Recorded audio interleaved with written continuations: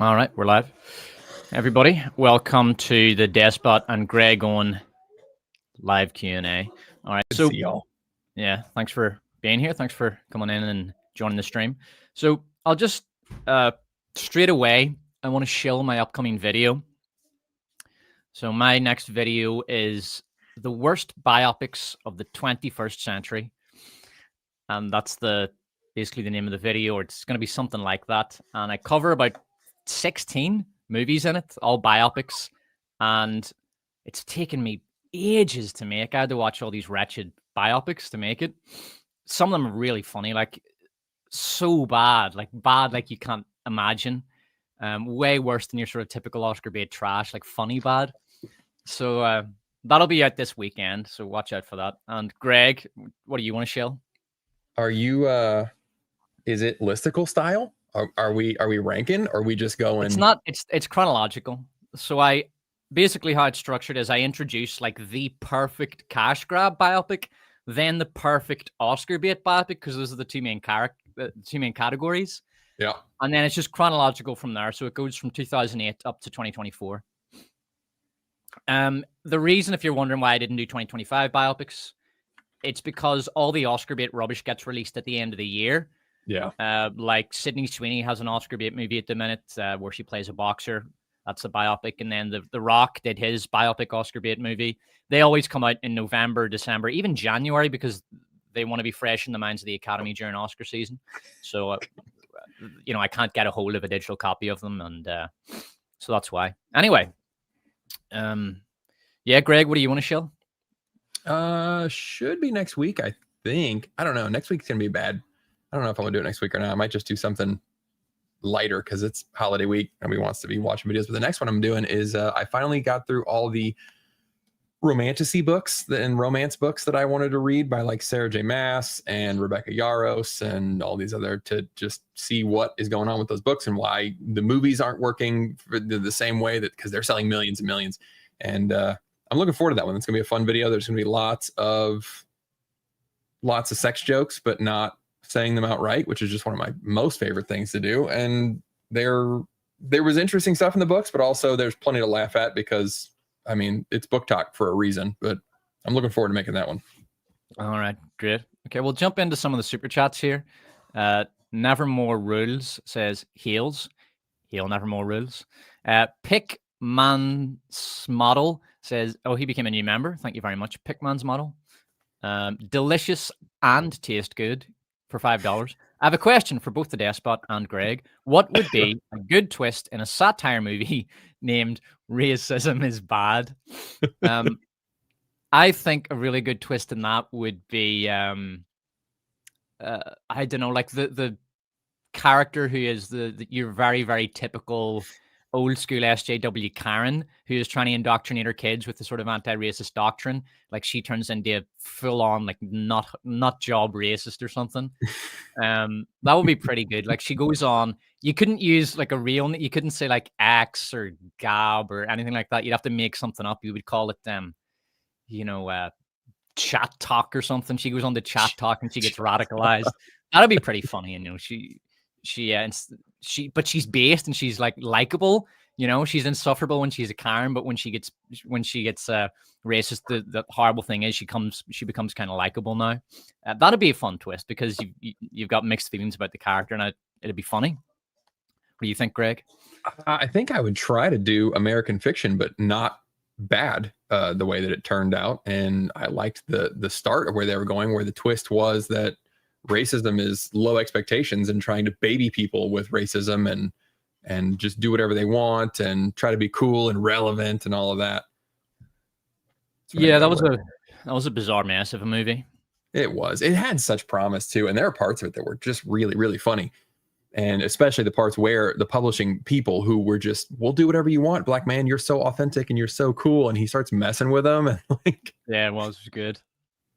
I want to change the name of the book to just fuck. They just roll with it because they don't want to say no to him. But then things went off the edge and they didn't know how to end it, so they just didn't. Yeah, exactly. All right, and Niva Mo, here's a little cash, or here's a little cash for big. Is that supposed to be my accent? Cash. Here's a little cash for Big Papa Greg too. $5. We're going to be discussing film. Yeah. All right. Let me just get a few of these questions out of the way. Stickman LLC 1, Despot, have you seen White Stag's review of films? I tried to watch his 28 Days Later review, and it struck me as he was sort of imposing his own politics onto it. He said it was white rage. It was a movie about white rage. And it's not. It's a movie about, there's, at the start of it, when the monkeys are all tapped into the TVs and they're watching the TVs, it's a statement about how media enrages people, which it does, you know. If anything, that's an anti-establishment message, because at the time he was talking about mainstream media. But I honestly don't think there's a racial component to that movie, especially when you consider that it was made near enough 20 years ago, before Britain had a kind of racialized hierarchy imposed on it in a very open and tyrannical way. So I didn't want to watch any more of his videos after that. I thought he was just he was kind of twisting the meaning of movies to fit his own political agenda. All right, let's see. Greg Owen looks like G.W. Bailey, Lieutenant Captain Thaddeus Harris from Police Academy. A lot of people are angry at Grace Randolph. What did she do? Disgraceful Randolph, Disgrace Randolph. What? Grace Randolph has the same voice as Zed from Police Academy. I haven't been paying attention to her really since, like, her and Chris Stuckman. I just kind of quit paying attention to. So I don't even know what's going on with them anymore. It's like I don't know. It's like Andrew Tate or something. Like, I don't know. I'm not paying attention to that guy. Like, he's probably said outrageous crap, but nobody cares anymore. Hopefully somebody in the chat does say what she did, because I don't even care. Yeah. Hold on. I have to show this comment. I love it so much. Animator X Studios. Sorry, dude. I'd love to join, but there's another stream I'm going to watch in a few minutes. I love it, man. It's like, oh, sorry, Sophie. I can't come over tonight. I'm going to be going out with, I've got a different bitch that I got to nail tonight. So that's a funny comment. All right. So we do have a few things that we're going to chat about. Sorry, accidentally got rid of myself there. Just me, all me. All right. So, that's what we're chatting about. The state of gaming. Greg, I know you did a video on this recently. What are your thoughts on the state of gaming? I mean, I think I'm going to do another one, because it's been interesting. It would be really easy to be like, gaming sucks. But really, what I think is interesting about gaming is like corporate gaming, AAA gaming, quadruple A, if you think that you can actually pass that shit off. It's really in the dumps. But this year has been incredible as far as smaller studios. I guess lately there's been like this talk about what is indie, and that's a whole other topic. But I mean, this year, the games that I've been absolutely loving are the smaller games. All the big studios are putting out absolute crap, and all the smaller studios are there. I mean, I'm still playing Expedition 33. I'm at the end of that one. I was playing First Berserker Kazan earlier. Hades 2 is out. Silk Song is out, which I haven't played a lot yet. Blue Prince I've been on. It's giving me old school Myst vibes. Like, I've got a notepad that I'm writing crap down on, trying to unravel this mystery. This year has been incredible with high quality video games. It's just that they have not been any of these big studios, any of these big people. Xbox is on fire. They have no idea what's going on, crashing and burning. But it's been refreshing. Honestly, I'm loving it. I'm loving that, like, the Game Awards, all the Game of the Year awards, almost all of them are small studios. Most of them are independent. It's fantastic.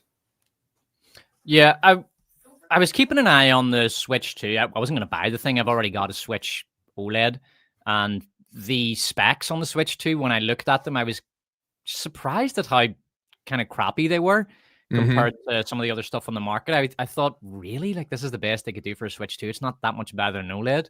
Yeah. So I didn't bother with it, but I also didn't see any sort of killer games that I wanted for it. And like, I bought the Switch mostly to play Breath of the Wild, which was an amazing game. Some other good games on that I played as well. Like Pikmin 4 is really good, really fun puzzle game.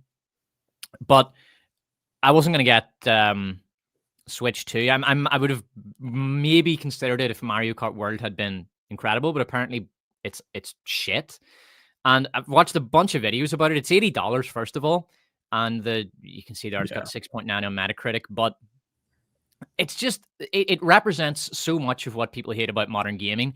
It's a kart racer with a big, empty, ugly, boring open world.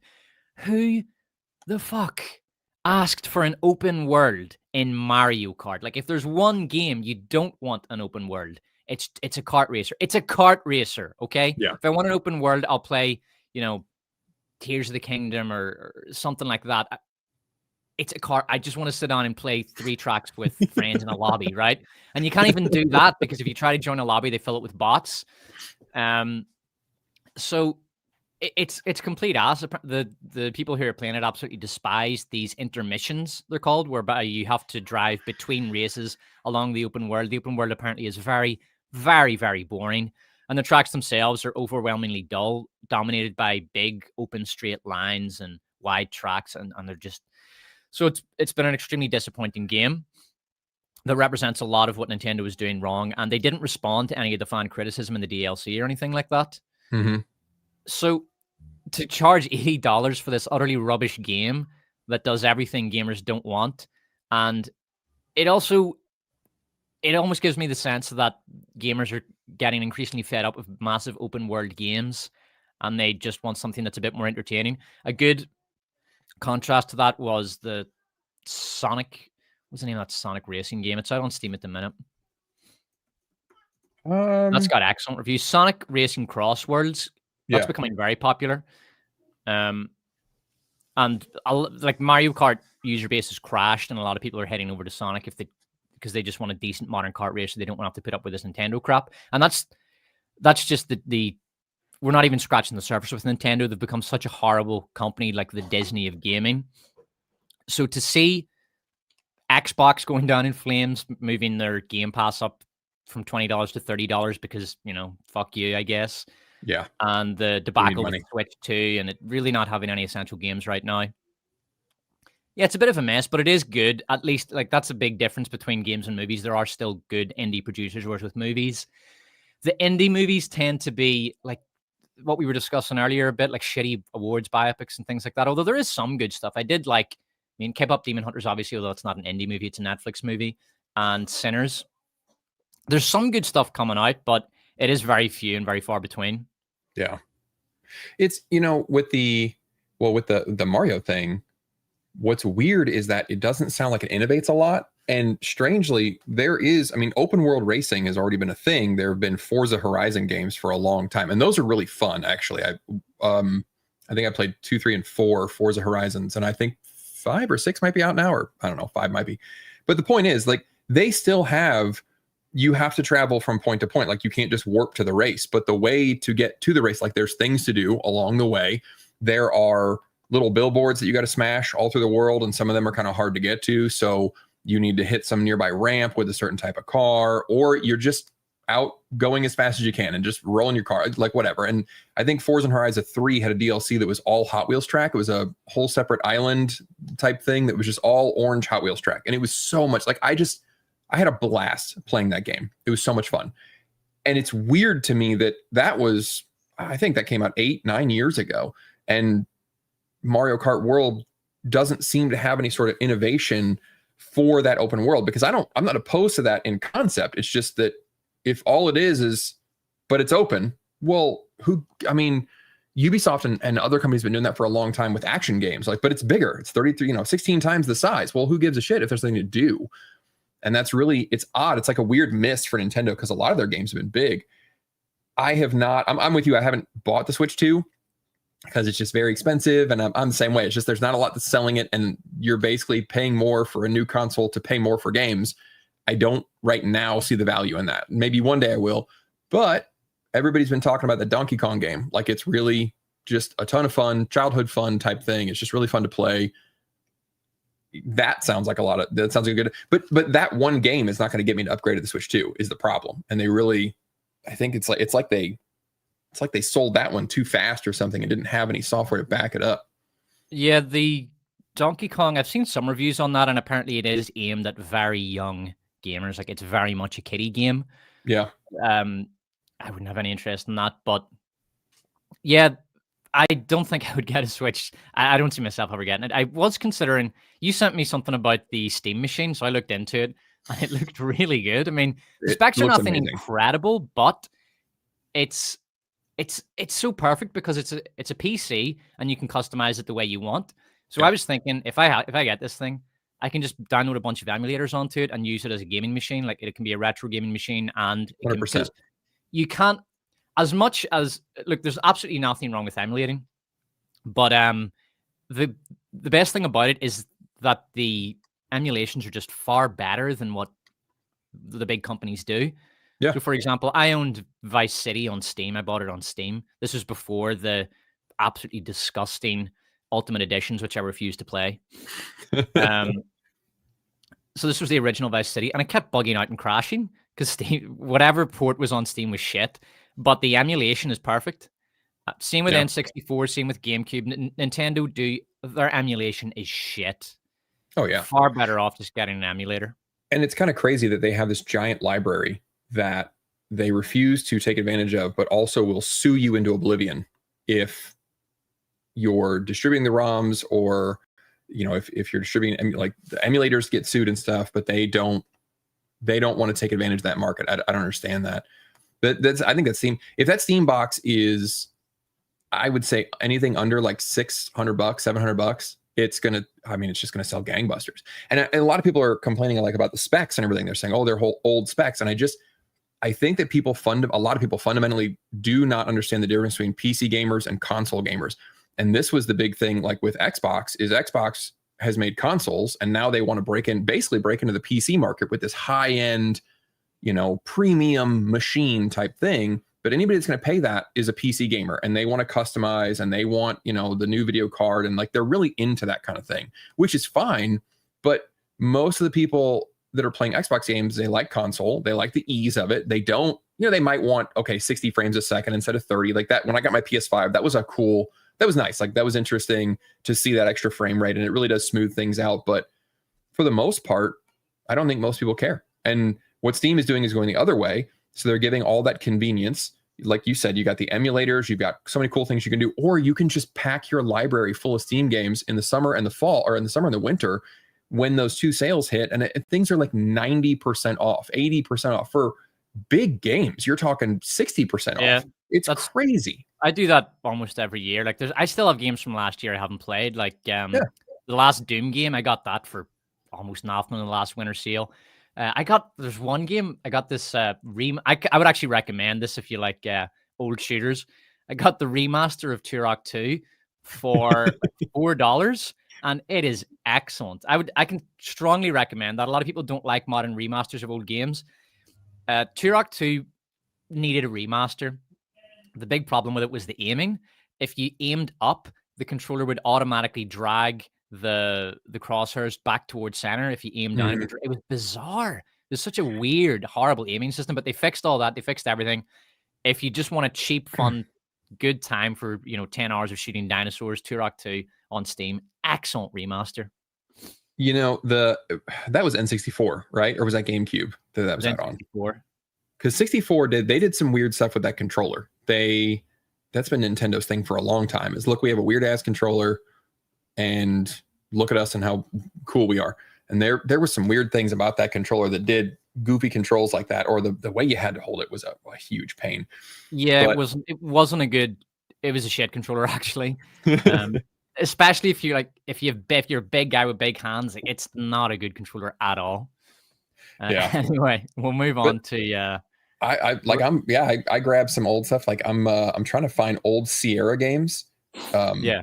Which are hard to find. Like you can't even find them on Steam. So you do have to emulate those if you want old, the old Sierra shareware games, just for the nostalgia.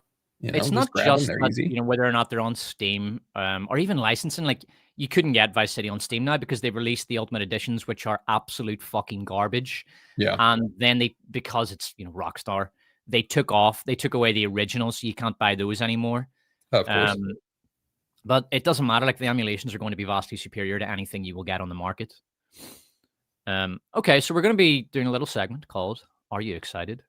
So this is basically the rest of 2025. Me and Greg will do an end of year stream in which we look back over everything. But for now, we're looking forward to what's left. So, are you excited, Greg? What has you excited? Out of this, only Zootopia. That's pretty much it. Have you seen Zootopia 2? Not yet. I don't think it hasn't No, it released. looks like it's another week. Maybe, I think it's next week, next weekend. yeah. See, I'll probably take my son to go see that. That'll be fun. Wicked for Good. Do you know what the problem with that is? Cynthia They Erivo? ran out of good songs. All the banger songs are in the first movie, and I was looking at Wicked for Good, and there's some decent tunes in there, but I can't imagine that it's with what they've got left of the soundtrack. It's they're really going to be spreading. It's going to be songs scraped over too much movie, basically. That's how I felt about the first one. I didn't like the stopping in the middle of the songs. That annoyed Yeah, the that hell hit out my of me. fucking head, and especially with Gravity, because Gravity is the best song, and they stopped it like 5 or 6 times. It was Yeah. so fucking annoying. Well, what drove me crazy is it kind of, you want to shake somebody and go, hey, do you know what a musical is?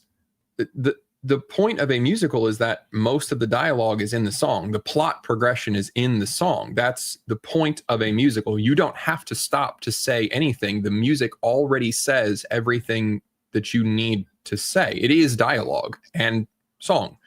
So shut up, play the damn song. Yeah, exactly. Like, stop trying to find a middle ground for, I don't know, the normie cinema goer who doesn't like, 3 or 4 minute songs in a movie. Just play the fucking song. Yeah. Anyway, but I mean, it should be a good movie. The director, I think he's called John Chu. He is excellent with musicals. He's really knows his stuff when it comes to musicals, and his staging is excellent. So it'll be a good spectacle, if nothing else. I'm looking forward to seeing how it turns out. The Yeah, SpongeBob movie, it's a kids movie. Yeah. I'm not going to go for that one. That's actually what the reason I have this up here is it's the it's the only competition that Avatar has, and I'm almost thinking like, is there because it's going to be very cheap. I don't know what the budgets for any of these are, but SpongeBob budget's going to be cheap, and I think their strategy might just be have it all over the cinema when everybody's going to see Avatar, and you'll get some of the family market spillover. If they want to take the kids to the theater the next week after seeing Avatar, we'll get some of that. So I think that's their strategy. It'll work. It'll probably work. They'll make money. But that's the only competition. Avatar is, well, it's not competition, but it's the only other recognizable movie that is going to be in the cinemas at the same time as Avatar. I just don't. I didn't watch the Drinker video about Avatar. The title is there. Like no one talk. It's a weird thing that they make so much money, but no one talks about it. I don't see a bunch of people like talking about how excited they are for it after the movie comes out. I already know I will not see a bunch of people talking about how incredible it was, and it come January, it will be as though it didn't happen, but it will make $1 billion guaranteed. And I am also confused about that. I can't quite understand why it makes so much money. I can understand it being popular enough. It's a big spectacle, looks good on IMAX, it looks great. But I don't get I get why people used to go to see Marvel movies, right? Because they had an emotional connection with the characters and they wanted to see where the story was going. And I can kind of get why people would go to see those disgusting Disney remakes like the Moana remake or whatever the hell, Lilo and Stitch. I don't watch them anymore. Snow White was the end of it for me. But somebody in my chat wanted to know, they're looking for the worst of woke because they want to know all the Lar movies that came out. Oh, I gave up with Snow White. I mean, Snow White will be in there. Snow White's going to be in my worst movies of the year video next month. Well, that's a given. Obviously, that'll be bottom 5. But I haven't seen any of the other Lars. Wasn't there just one? Wasn't it Lilo and Stitch? Something like that? Yeah, I think so. I think that might have been the last one, but I'm with you. I haven't been paying attention. They've been dragging the bottom of the barrel so long that I don't know. And then Lilo and Stitch ended with Ohana means foster care. So that was real messed up. We've got a Sydney Sweeney movie, The Housemaid. Her last one bombed, although it was supposed to bomb. No one was expecting it to make any money because it's just an Oscar bait movie. It's an awards bait movie, and that's it. It gets made. It makes $50 at the box office with a limited release to qualify for awards. And I mean, they make these movies like Christie. That's the name of her boxing awards bait movie, knowing they're not going to make much money, if anything. Like, they're specifically made for awards. Yeah. Even Netflix do this. Netflix made Maestro. It cost them $80 million.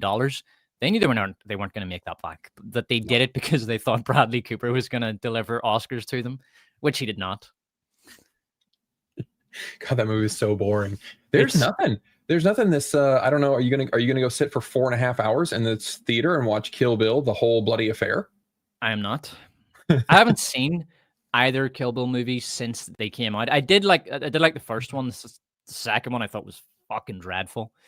But Kill Bill 1 I really liked when I was, a kid, a teenager, but haven't seen it since then. I've got hope for Zootopia 2. I mean, it's Disney, so I only have so much hope. But I think the thing that's giving me hope is they're not talking about it too much, which tells me that there's nothing in it that they're really proud of, which lately the things they've been proud of are things that make the movie suck. So either they just learn their lesson and shut up, or it's just a regular old movie and they don't care to promote it, in which case it might actually be good. I don't know. Yeah, I think I'm going to go see that one though with the kids. We're going to go. That's a whole family movie right there. Yeah, I'll go see Zootopia with my son. My daughter's not old enough to go to the cinema yet, but it'll be a fun time anyway. Five Nights at Freddy's. Did you see the first one? The thing about me is I'm a real bitch when it comes to scary stuff, even like kind of scary stuff. I just am not into it. Like, I'm not into horror movies. I am not into, and like, I get like what's messed up about that is like, it's a kid's game, but it's so, it's kind of scary. Like, there's jump scares and stuff, but I have like no interest in that whatsoever. So no, I didn't see the first one. I'm not going to see this one. It's not for me at all. All right, and we've got Ryan Johnson's third Knives Out movie. People love to hate on these Knives Out movies. I just think they're sort of murder mystery slop. It's a one and done sort of popcorn movie that is mildly amusing if you don't think about it. And they're shit, but who cares? Yeah. I've seen both of them. I've seen the first one. I've seen Glass Onion. I cannot remember either of them. It's pure forgettable Netflix slop. So what happens with, and this is something I realized when I was reading one of these shitty books, the House of Earth and Blood by Sarah J. Maas. It's god awful, and it's 4 times longer than it needs to be. What I realized about like the Knives Out ones, and I agree with you, they're not shit, but the difference between good mystery and amateur mystery is an amateur mystery dangles a clue out in front of you in a cryptic way. It's mystery box mystery, really. I mean, it's James Gunn mystery, where it's very obvious that the thing that just happened is a clue, but you don't know what it means yet. And that's not a fun mystery to me. To me, that feels like an old point and click game where you just get a weird item and you're like, well, I don't know what this is for, but I guess I'll just click around and maybe it'll be useful for something, or I'll just find out later. But it doesn't create any kind of wonder, or I'm not invested to figure out where it just feels like you're dangling it to keep me going along. And I'm not into that. Yeah. The best mystery I saw this year was Weapons, but they had this horrible exposition at the start of it. It's a narrated exposition at the start. One of the kids is expositing the story to the audience, and it ruined a lot of what should have been a really good mystery. And I almost felt like the studio demanded it because the audience are all retards now, so they need everything explained to them. It was very, very frustrating because it's all very second screen. It's a brilliant movie, and I swear to God, man, I could do a fan cut that would improve the movie. It's simple. Just cut out the exposition at the start and the end. Cut the first 5 minutes off. That's it. And you've automatically, it's a better movie because you're looking at it thinking, why are all these people so upset? What are they what are the parents accusing the teacher of? And it slowly unravels instead of a giant fucking exposition dump which explains everything straight away. That sucked. Such a shame when you see a great movie like ruined. It should have been great, but it's ruined by this horrible, dumb decision. Maybe there'll be a director's cut which fixes that, because it felt a lot like the studio insisted on that and the director would have been upset. The circumcision cut. Yeah. And then Avatar, they're red now. What do you think, Greg? Avatar, Fire Nation. I'm actually interested in this, and I'll explain why. The biggest problem with Avatar is the shitty world building. So the Na'vi are idealized humans. Basically, they're noble savages. It's kind of like a boomer fantasy of noble savages. That's who the Na'vi are. They don't suffer from, diseases or moral degeneracy. They don't engage in any of the practices that ancient peoples engaged in, such as human sacrifice, ritualized murder, a lot of things that people don't even know existed. Things like clan retribution. I'll give you an example. So there was a British doctor in the first British colony that arrived in Australia, and he mentioned a case where an Aboriginal woman bashed in the head of a little Aboriginal girl because this girl was a relative of one of her enemies. The girl did absolutely nothing to this woman, but in Aboriginal society, it was acceptable to kill or try to kill the relative of an enemy because the clan was the enemy. That's just how they thought. And in any case, the British found this little Aboriginal girl and they brought her to the doctor, and the doctor managed to save her life. Doesn't quite fit the narrative, does it? No, it's not the beautiful one with nature, the picture that we like. Another Aboriginal practice was that if you were accused of something, you would stand in a circle and all the other Aboriginals would throw spears at you. And if you survived this kind of spear gauntlet, that meant you were innocent. Things like this. And don't even get me started on the Aztecs. And this is, even the Comanches. Like, the Comanches were brutal. Like, they engaged in recreational torture. And I mean recreational torture of women and children. It's all there. I mean, it's all documented. 19th century, there's extensive documentation from the American frontier in the 19th century talking about all this. There's a brilliant book called Empire of the Summer Moon, I think it's called. Something like that. About the Comanches. Anyway, but there's none of that in the Na'vi. The Na'vi are just this perfect sort of boomer hippie fantasy version of Native Americans, and they don't have any problems, and they live in this perfect society. So now, if you have this evil tribe, it's like James Cameron has to go against his own world building and actually present a more realistic, more interesting version of a Na'vi, which is more in line with the historical reality of primitive peoples. And I'm interested to see how he handles that. I'm interested when you discover that actually humans are still the real monster, and it's just that they had earlier contact with the humans and it turned them into the bad guys in some way. And then we discover through a miscommunication trope, nobody actually says this to each other at all. They just instantly are fighting, and they're right as they're about to explain and then understand there's an hour of the movie left. So like, no, they can't. And then it's discovered that the humans are actually the real monster all along. Yeah. I already know what James Cameron is doing here. This is an allegory for how the Americans conquered the North American continent by dividing the native peoples against each other. Right. So the Americans would go to the Cherokee or something and said, we'll help you out with your war against the Iroquois, and that's what they're doing. It's divide and conquer, it's divide and rule, which is a stupid way of looking at history, because that's almost like saying that the various Native American tribes didn't have their own agenda at play. They were also using the Americans to get what they wanted, and they did get what they want in many cases. This is happening over a course of centuries. If these tribes did want land, or it was often something as simple as plunder, they would get it. You know, it might have been something as simple as a war band of 200 guys going to the Americans and saying, "Hey, we want to raid our neighbors. We know that you have some land disputes with them. We'll join up with you. Um, you give us this piece of land that we want, and we'll go raid together." Things like that. Like this notion that the Native Americans are these naive children, and you know, the Yanks just took advantage of them. It's so stupid. It robs these people of their own agency and the fact that they had their own agenda and their own foreign policy to the extent that these little tribes could have foreign policies. But they didn't think of themselves as Native Americans. Why should they have? They were completely different people with different languages and different cultures. This notion of the Native American was imposed upon them by academic Karens working centuries after.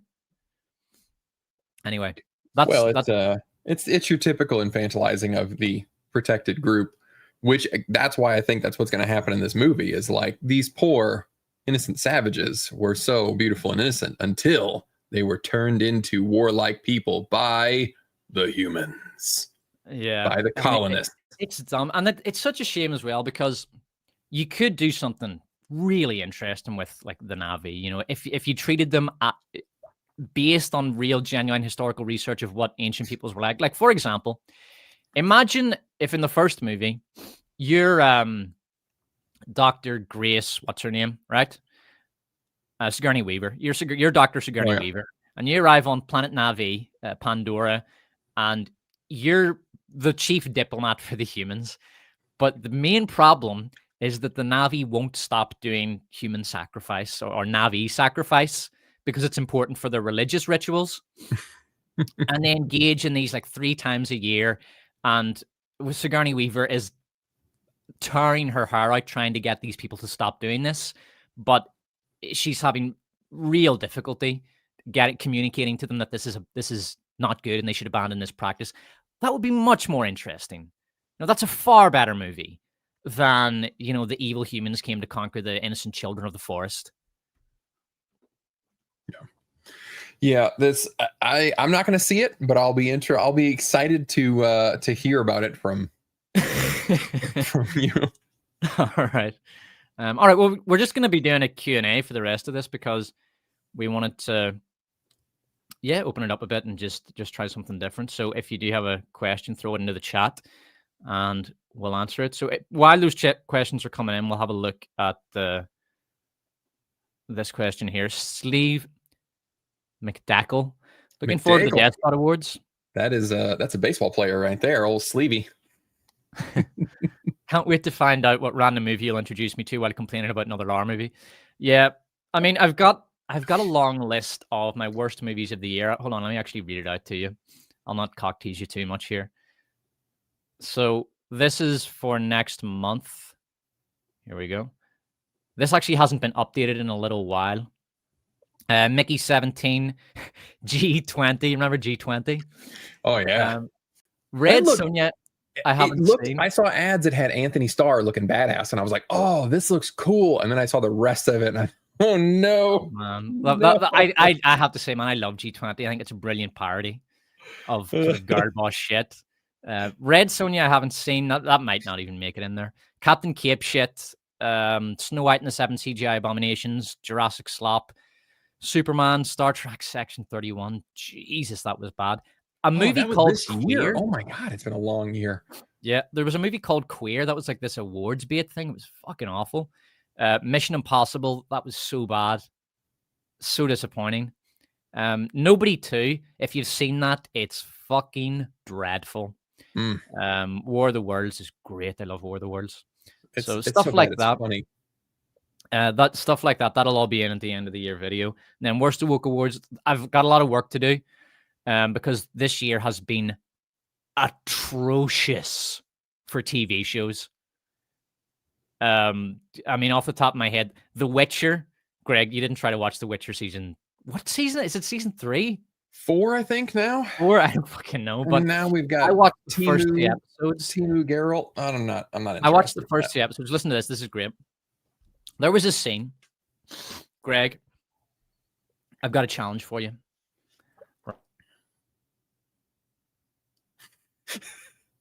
Oh, he muted himself.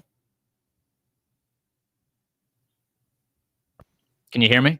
There you are. All right. So there was a scene in The Witcher season 4 in which Geralt comes across a farmhouse and a group of evil soldiers show up and they try to rape the farm girl who's working there or who's living there. Now, I counted, there were 11 soldiers. Now, Greg, would you care to guess how many of those 11 rapists were white men? I want to guess somehow 12. It's a good guess. You're one off. 11 of those 11 rapists were white men. This is in a show where any group of people, it could be 4 people in the backest backwater of backwaters in a mountain village, and one will be from China, one will be from Japan, one will be from the Middle East, and the other one will be Sudanese, right? But when it's 11 rapists, they're all white men. Okay, that's The Witcher. Okay, it is absolutely agenda-driven propaganda. It is anti-white. It is anti-male. It is utter fucking woke trash. So that's The Witcher. I got through 2 episodes and I absolutely could not take anymore. It is appalling. The other thing is, apart from all the woke stuff, I had no idea what the hell was going on. It's so poorly written. It's so disorganized. It's such a mess. It's jumping around from scene to scene to scene to story segment. It's just awful. And then there was, go ahead. Well, that's something that I'm interested in talking about. Just like fantasy shows in general, is the fantasy television lately, partly because of like everybody's super obsession with the whole everything's got to be super diverse, is you never know where you are. No place has character. Every building, the architecture apparently is the same all throughout the entire continent of whatever fantasy show. Everybody dresses the same. Everybody acts the same. There are no different accents. You can never tell where you are. And you're right. Nothing in the writing would suggest where anybody is going. So they're just sort of wandering from soundstage to soundstage. And there happens to be a semblance of a plot that episode. And that's it. Yeah, I do get the sense, though, that audiences are just sort of burned out on the post Game of Thrones fantasy, that the whole genre was a total failure and everybody's just sort of done with it. Yeah. Game of Thrones, I think, was the worst thing to happen to fantasy television because it was so successful that everybody just thought, where's our Game of Thrones? We need to make our Game of Thrones now. And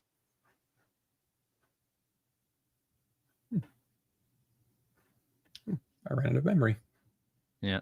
Lots of Mr. Takuro says lots of material for the worst of Woke Wars this year.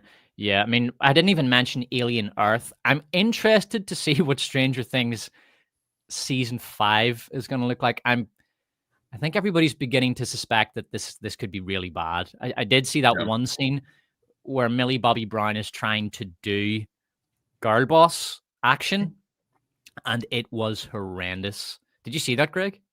I haven't. My daughter's super excited about it, but I haven't been keeping up with Stranger Things, and it's one of those things where I feel like I've missed it, and I don't want to binge 4 seasons of it now. So I'm just like, well, I missed out. It is what it is. Yeah, RRTNZ writes something in what looks like Welsh. That's new. Thanks very much, RRTNZ. Can't read that though. Don't speak Welsh. I got a couple in my chat here. Well, first of all, somebody wanted to know when we're going to review Sinners, and I don't have a review. I mean, I thought it was awesome, but I've got mixed feelings on the themes, and I don't think that it's. I don't know. I don't have a ton to say on Sinners other than just go watch it because it's freaking cool. Sinners? Yeah. Have you seen it? Yep. Yeah, that's probably my pick for the best movie of the year. The one thing a lot of people didn't like about it was they felt that the themes were sort of anti-white. You know, the white vampires come in to attack all the black guys. But I felt that was an oversimplification because you already have the Klan. Like, it's a literal. You've got a literal representation of Jim Crow era racism. I think the vampires symbolize the destruction of individual identity. And apart from anything else, a lot of blacks end up as vampires as well. And they try to kill the other blacks. So I can understand why people would say that, because there is this oversensitivity to racial issues as a result of what Hollywood has done, in that they've propagandized entertainment.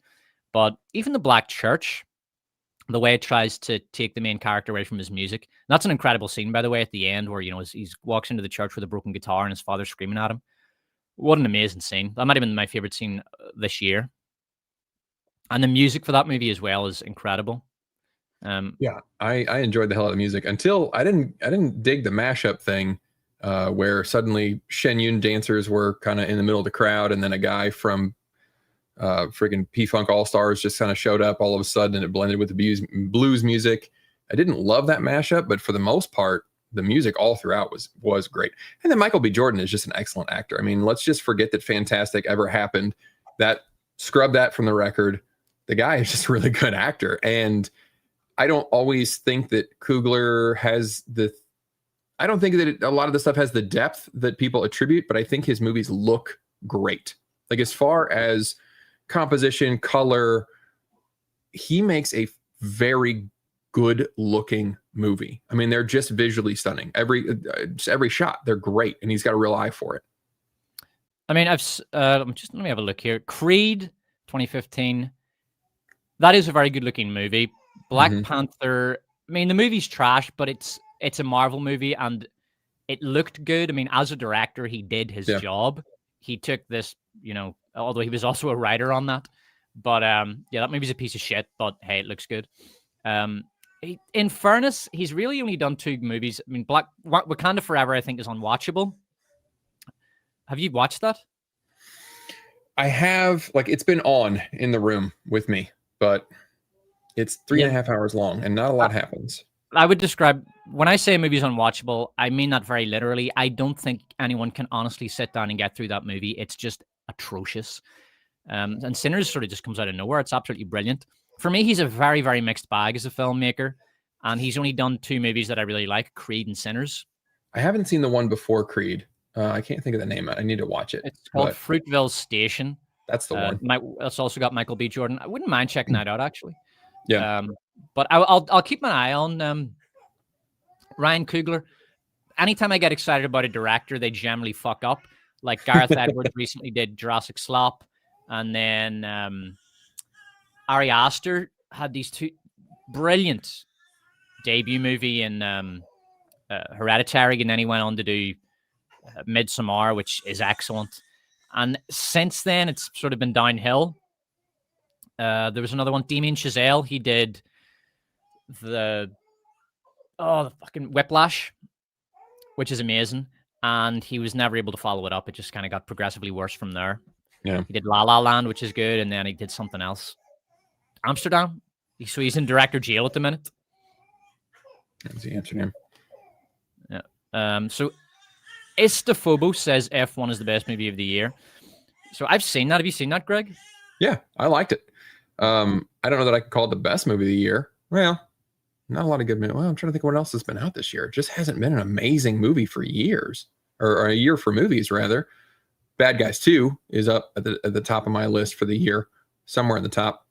But I thought F1 was good. I remember the last time we were talking, Echo really just did not. He thought it was just slop, and it's derivative, a bunch of other stuff. It's just kind of thrown together, and I think that something being like other things doesn't automatically bother me.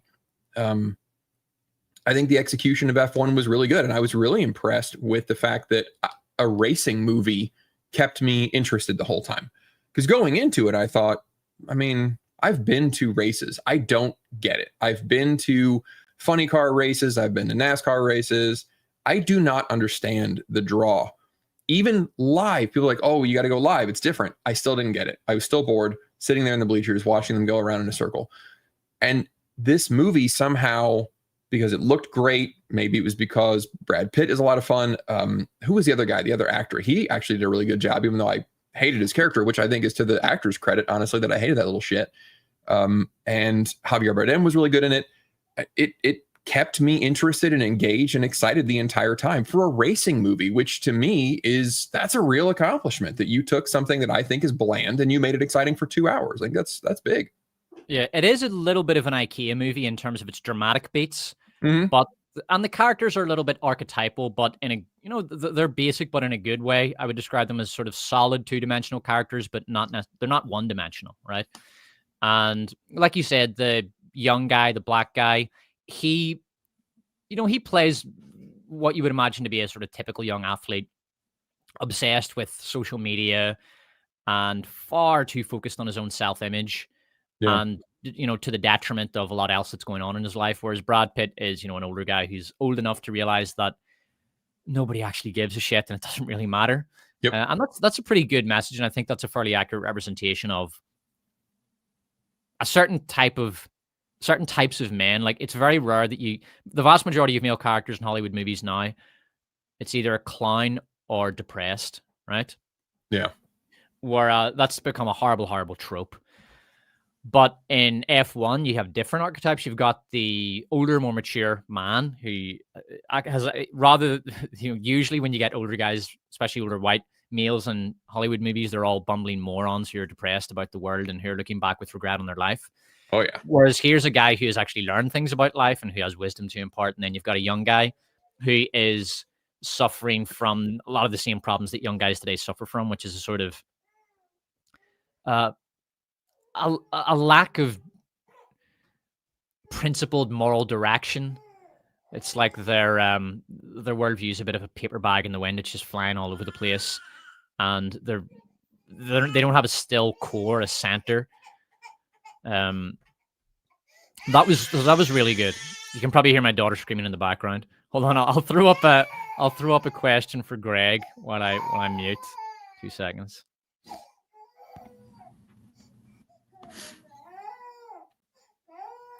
Right. Okay. Go ahead, Greg, when I mute this. And he's real as hell, even for an anti-hero, especially toward his enemies like Deacon Frost. Even for a Marvel hero, Blade is ruthless. Who's he responding to? Did you catch the right one? I think he's just talking about Blade in general. Frost's he's a good villain. I did love his Blood God. What? Sorry, I got lost. We're going back to the original. No, he's just randomly talking about Frost from the first Blade movie, the Wesley Snipes movie, and he's a good villain. He has this interesting Blood God arc, but the only problem I have with that is that as soon as he becomes a Blood God, he's dead within like 2 minutes. So it's extremely anticlimactic. It's like the entire movie, this is all you wanted. You were going after this Blood God thing, but it's kind of shit. In the end, you get blown up after 2 minutes. Like, it's so anticlimactic. It's like playing a video game for 8 hours to get the super weapon, and you get it, and it's kind of shit. It's just over. So that was a bit disappointing. But other than that, it's a great movie. I mean, it's one of the best comic book movies ever. I'm hoping that the new one eventually comes out. I need to see the new Blade. I have to know what they have. I want to see some of what's been filmed already. I want to see it. I want to see the version where Blade follows 3 diverse women around for 2 hours. And this was brilliant. Apparently, Mahershala Ali was complaining. He said the first action beat was on page 63 of the script, and the rest of it was just people talking about their feelings. Fuck. That's what I want to see in a Blade movie. Yeah. I want to go see a movie called Blade, and I want to talk about that movie. I fucking wish they'd made that movie about the diverse Blade and the diverse women. Oh man. I thought the cameos in Deadpool 3 were kind of meh, except when Blade walked in. Yeah, people did like the Blade one because, he is the ultimate Blade, and thank God they didn't make another Blade movie, man. Oh, I mean, that movie is crap when you watch it again, but the Blade meta jokes were fun. Talking about I'm the only one that's ever going to be Blade, and here we are. I mean, we're over a year later. It still looks like that's going to be true. Like they went with it. It's very telling. I actually liked the Johnny Storm twist as well. Like, I thought that was fun. Pretty it's good. Like we got Captain America. It's very telling that the only major success Marvel have had in the past few years was a movie which was pure unabashed, unadulterated nostalgia. Just they're getting these characters that are, were popular in the 2000s, 2010s, 2000s in the case of Wolverine, 2010s in the case of Deadpool, and they've thrown a bunch of cameos from old movies, and it's just pure nostalgia slop. They're not trying to do anything new or interesting, and that worked because that's all the MCU has left. It's just nostalgia. It's got a little bit of nostalgia fuel left in the tank, and then there's nothing after that. They can't rebuild from ground zero. Well, they would have to. I mean, they would have to completely stop for a couple of years and start over, and like really start over. Not DC start over, where it's a start over, but we're still considering certain parts of old movies to be kind of canon, but not really. Like we would have to really, really, really start over and just go full in on the X-Men, pretend like nothing that has been the last couple of years has happened. But that's the problem, is they can't get over themselves enough to start over. They want to rebuild what they have. And you're right, there's just not enough foundation for that at all. And it's just too spread out at this point. And I don't read a lot of comics, but I'm told that comic readers kind of they can tolerate the sort of cognitive dissonance of everybody's sort of in the same world, but each comic is only dealing with that comic character. So it's fine that different issues have things happening, when in reality, if you step back, you're like, why does nobody come in from the other comic stories or whatever? But people do that with movies. Like they can't separate them like that, especially when you're calling it this big, the MCU, the cinematic universe. It's all connected, whatever.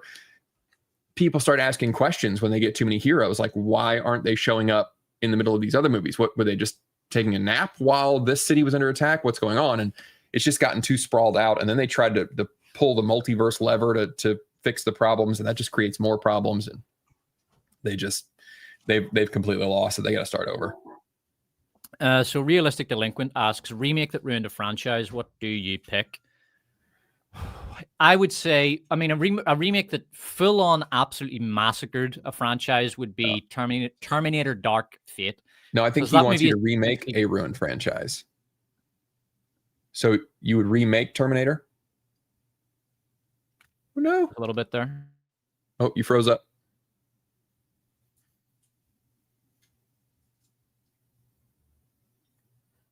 He still froze up. I'll take over. Remake a ruined franchise.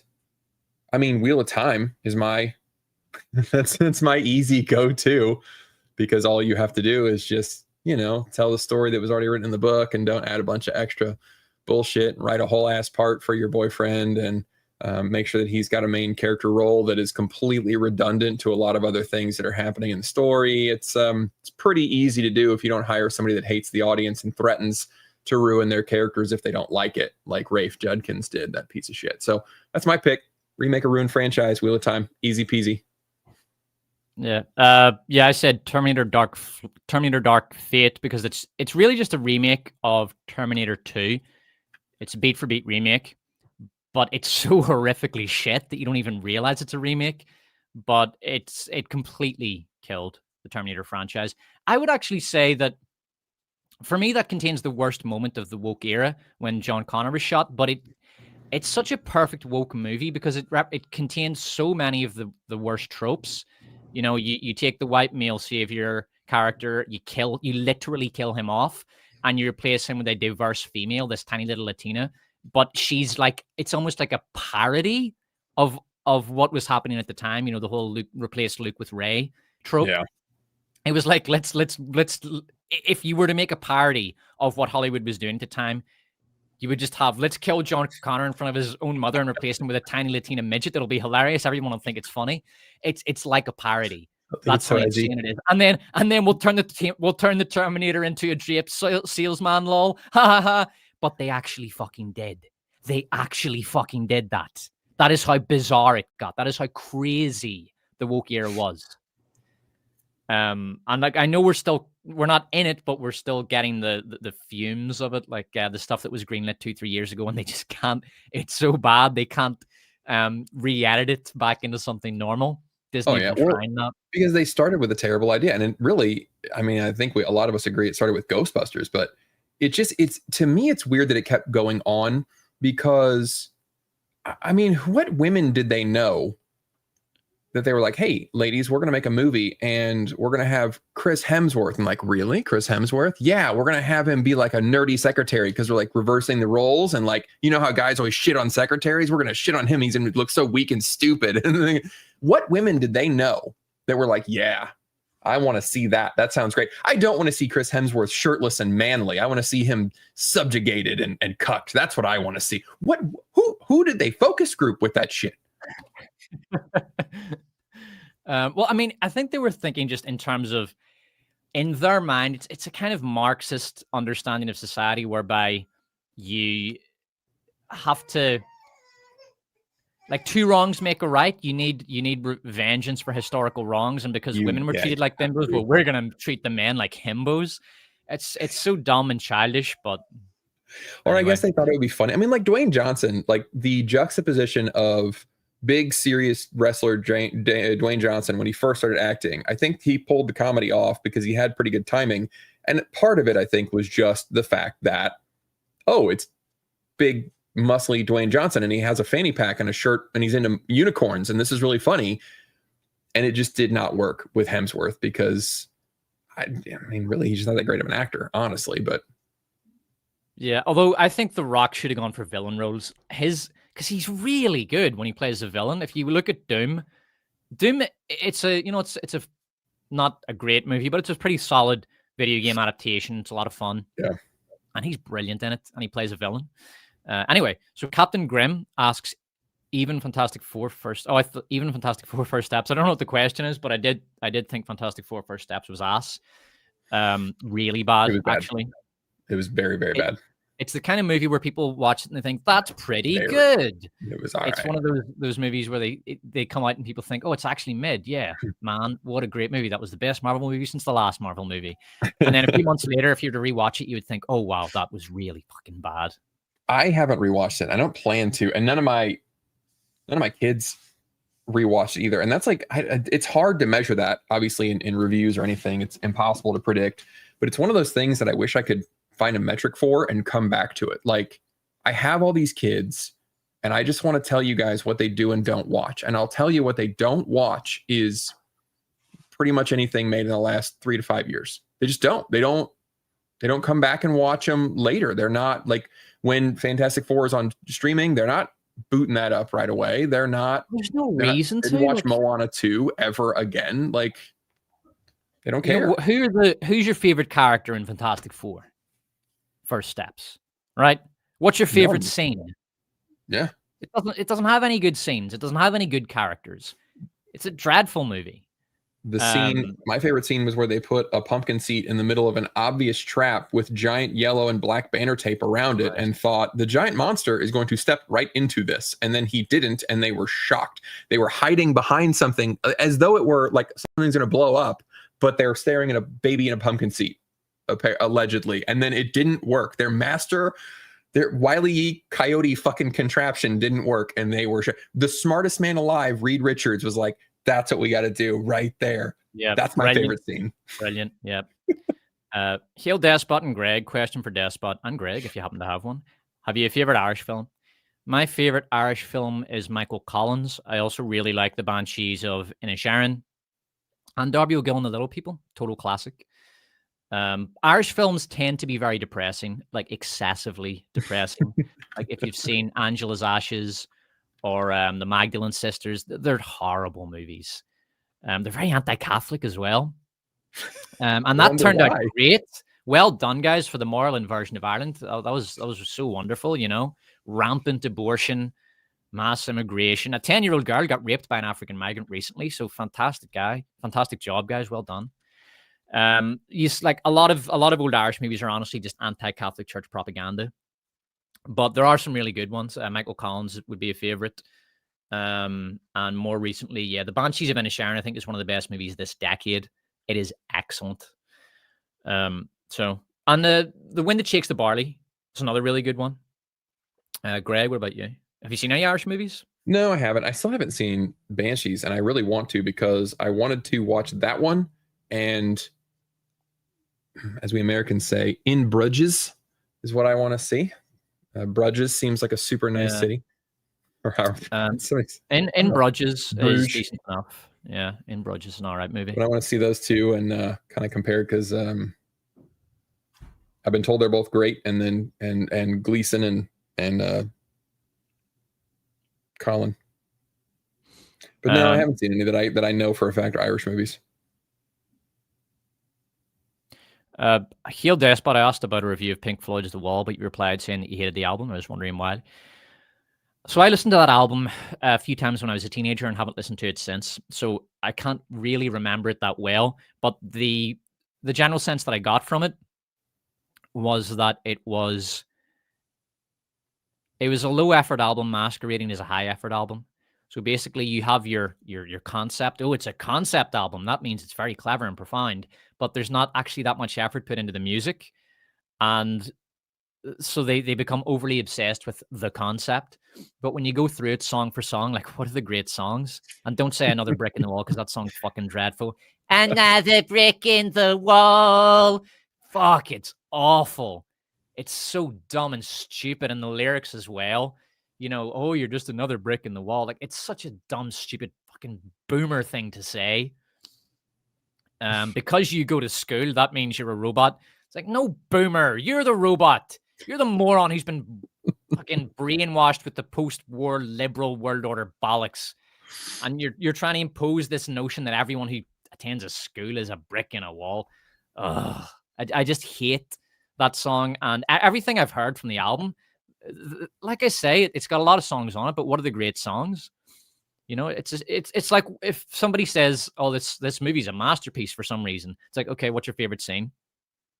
And they can't answer it because it doesn't have any great scenes. Like, look at a lot of people really liked Thunderbolts, and I just asked them, like, man, what was your favorite scene in Thunderbolts if you think it's a masterpiece? Like, I would say Reservoir Dogs is a masterpiece, and you say, okay, what's your favorite scene? I would say the coffee scene, the opening scene, is an incredible scene, and it's very, very clever.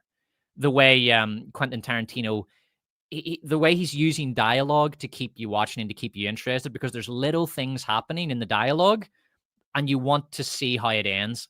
The tipping, how does the tipping end? Like, does Mr. Pink tip? Does his cause an argument? The little book that the boss is talking about, like, what's this little book about? You know, where does that go? It's little things he uses to keep you interested in the scene. The cinematography and the acting is absolutely brilliant, and the chemistry between the actors is awesome. But if I were to ask someone what's your favorite scene in, say, Thunderbolts, I like the one with the depression analogy because my depression. And Pink Floyd's The Wall is very much the same. It just doesn't contain any good songs. You compare that to Dark Side of the Moon or Wish You Were Here, which are incredible albums. Absolutely brilliant. But I've always hated The Wall, and I always will. Although maybe I should listen to it again just to see, like, how bad it is. Just get yourself worked up before your next filming. Dodgeball. Ireland is a shadow of what they used to be. Yes, I mean, obviously mass immigration has had a tremendously negative effect.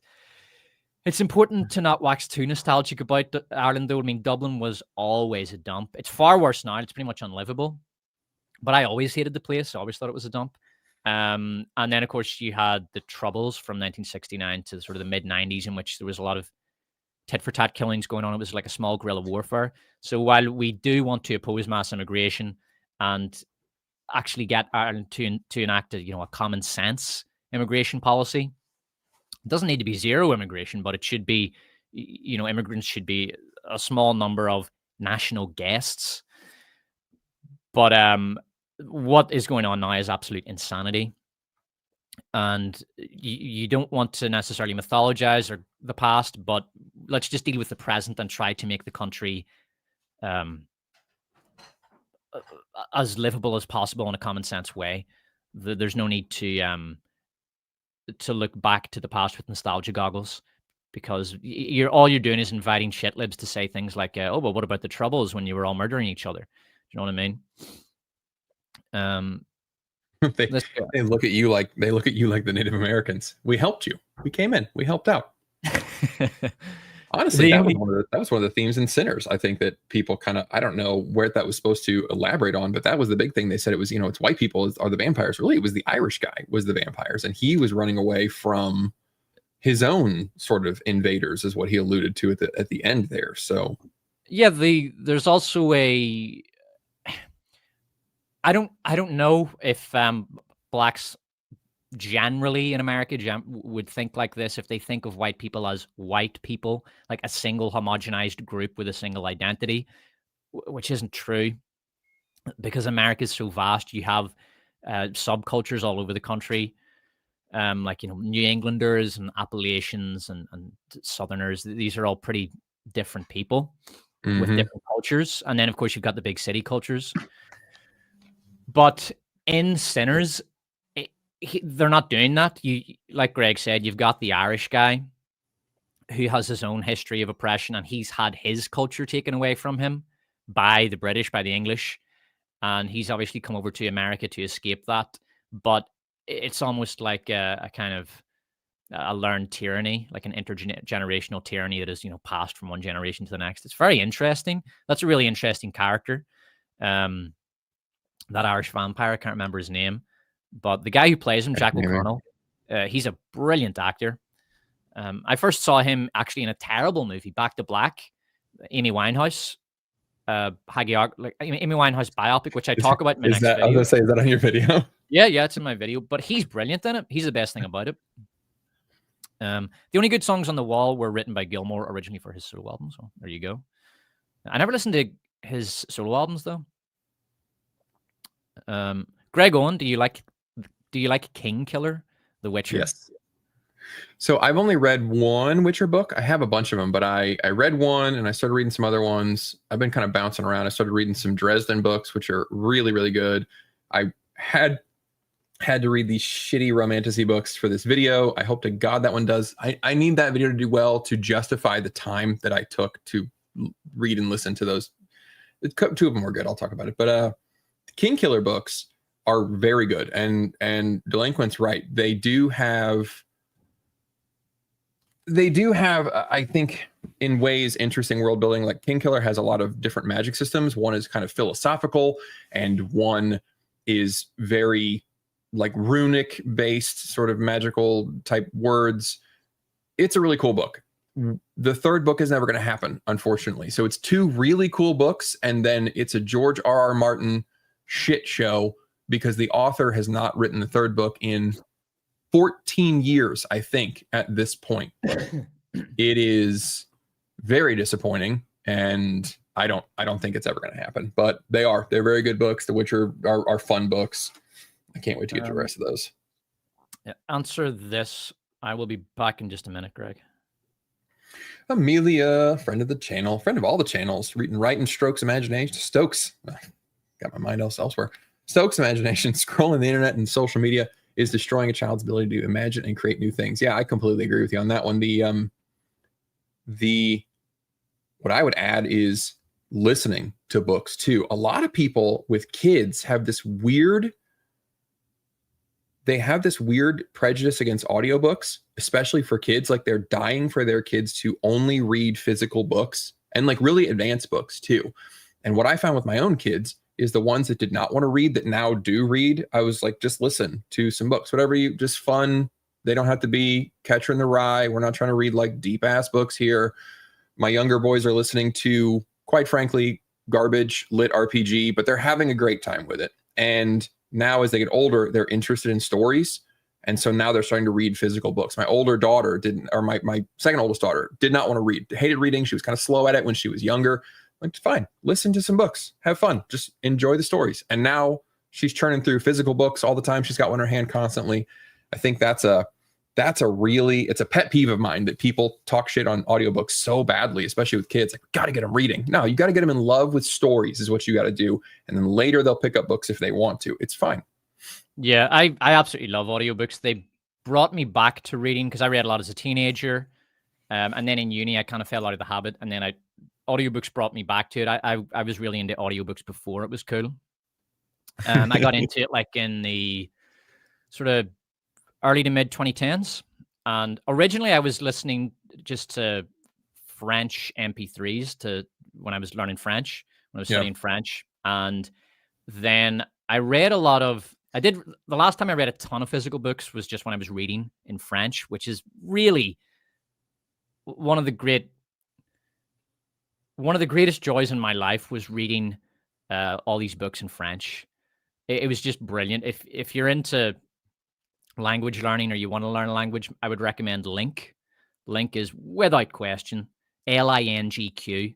It's without question the best website and app for learning a language. And yeah, especially now that Duolingo has gone full fucking AI. Duolingo sucked anyway. It always sucked. Link is what you want.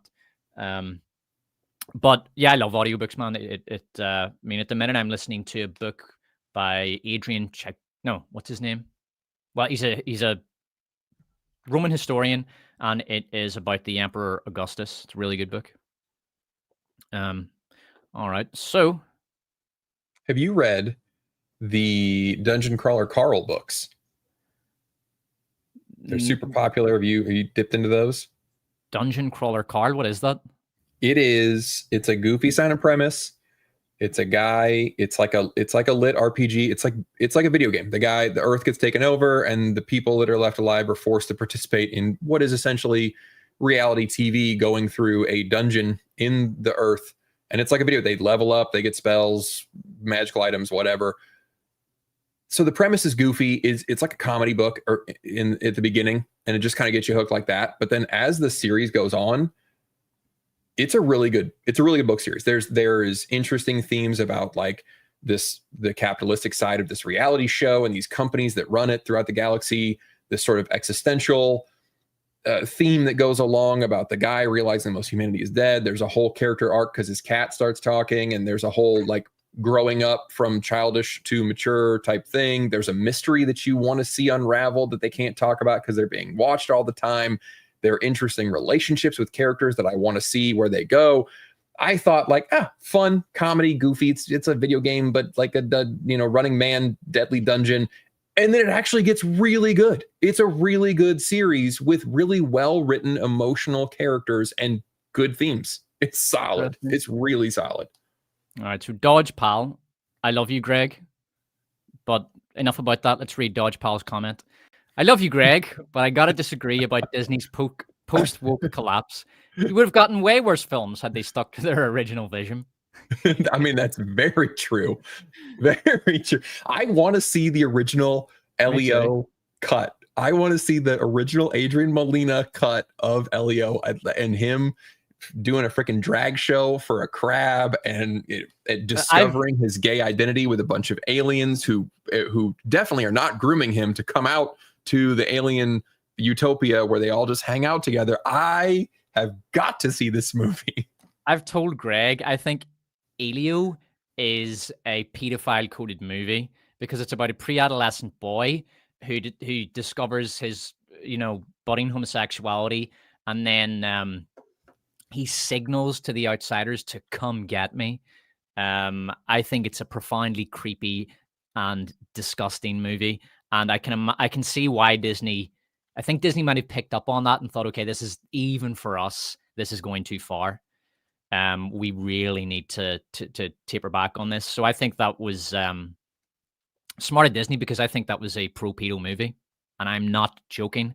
And I know that I am taken to hyperbole when it comes to describing the sort of propagandistic elements in media, but I absolutely mean it. I think that the guy who made that movie, I think maybe the FBI might want to have a look at his laptop. Yeah. I'll leave it at that. Anyway, so I'll go back to the start super chats.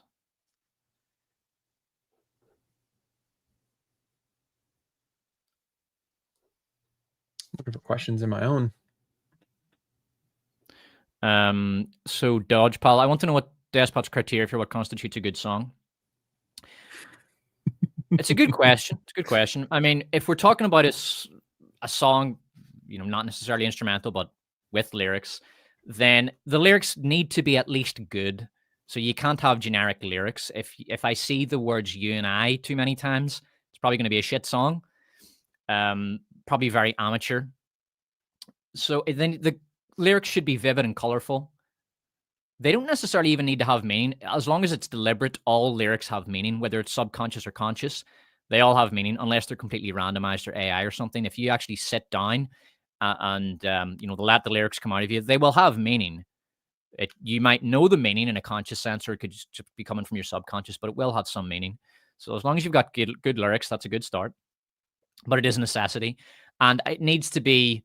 I know it's a generic thing to say, but it does need to be harmonically interesting. I don't even need necessarily for it to have a great melody. For example, "Runner's Dial Zero" by Beck is an incredible song. The melody's nothing special, but it's so harmonically beautiful. So it needs to just be musically interesting in that sense, and not generic and honest. It has to be honest. It can't be written for the purpose of filling out an album or attracting commercial attention. It has to be, an honest piece of art that would constitute, in my opinion, a good song. Maybe not. It's a great song is something else. Like, what constitutes a great song?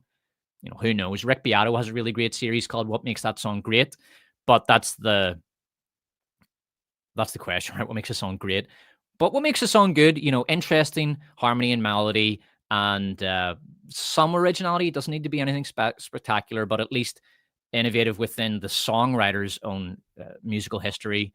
And it has to be honest and have some interesting lyrical content, and that would be enough. Nothing too special. It's not that hard to write a good song. It's extremely difficult to write a great song, but it's not hard to write a good song as long as you put in a bit of effort. Okay. Okay. Hey, Despot, what are your thoughts on The Big Lebowski? The movie just keeps getting funnier to me the more you understand the differences between all the characters. Appreciate your videos. I haven't seen that movie in years. I need to go back and watch it. But he's an interesting character because he has he's a world-weary character who kind of just wants to be left alone to do his own thing. And you don't really see that character in movies anymore. Have you seen that character, that kind of archetype, Greg? Like the world-weary, not in a depressed Luke Skywalker, go away! Like, not that, but more just like I'm good, man. I just want to chill out and I'm not depressed about anything. I just want to chill, bro. So it's been like, I'm the same. It's been a while since I've seen it, but I do remember one of the characters talking about, like, there's the nihilistic character, the what is his name? I don't know. He's the one. I remember the goofy scene where he's just dancing around with the giant scissors. But you're right. Like, I wish that American writers were able to write nihilistic characters that were not hopelessly bleak nihilistic, but they didn't even have to be like Eastern Buddhist nihilistic, like nothing matters, so it's fine. It's more of a spiritual type thing. But yeah, I do wish there were more characters that were just chill, that just didn't take things so seriously, but not in a depressed or message sendy kind of way, because we're in late stage capitalism. So I'm not going to get excited about things because the goddamn the capitalists are ruining everything. Like, they always go that direction. The thing is, you're describing a character that is beyond the life experience of a lot of the people that are writing this shite. Yeah. So they're living in an age where, you click on X and the world is on fire, right? You're surrounded by people who are completely obsessed with their own political ideas and their political vision of society. People like that, it's in the notion of just sort of having a stoic chill is incomprehensible to them. Yeah. It wouldn't make any sense. Silence is violence. Like, that's their attitude. So they just can't relate. They can't really even comprehend a character like the dude. So you're right. Like, these people have no life experience. And it's funny. I realized I hadn't listened to a lot of Jane Austen, just Pride and Prejudice. That's the popular one. I was like, you know what? I should try some of the other ones. So recently I started listening to Rosamund Pike, has narrated a couple of them, and she's really good. And I started listening to Sense and Sensibility. And I haven't gotten too far into it, but there is an early scene that, I was laughing out loud funny. Like, this is funny shit. Like, this is why this is classic literature, because these ladies meet this guy, Willoughby, who obviously is going to turn out to be bad because he's really great early in the book. And they go to a shopkeeper and they're asking, hey, do you know this Willoughby guy? And the guy's like, oh, Willoughby's the coolest. He's the greatest guy. And they're like, oh, what can you tell us about him? We want to know. And he's like, he is an excellent horse rider and the best shot with a rifle out of anybody that I know. And the ladies are like, that's great. Love that. What can you tell us about him? And the shopkeeper's like, I just told you everything that there is to say. He's an amazing person. What do you do? Were you deaf? And like, I was cracking up because that's the kind of stuff that is it's poking fun at guys, but it is also a little true. Obviously, Austin knew dudes, and like they don't care. Like, he's a great bowler. That's all I need to know about freaking Lebowski, you know? And it's stuff like that that I was dying. And then I think it's supposed to be exaggerated comedy, but it might be something because it was written a long time ago. But they're discussing this guy, Colonel Brandon, and the main character, Marianne, is like, oh my God, there's a reason he's so calm, because he's used up all his emotion in life. Like he's never going to experience joy again. He's seen everything that's ever going to excite him. He's 35 fucking years old. He's nearly dead as far as she's concerned.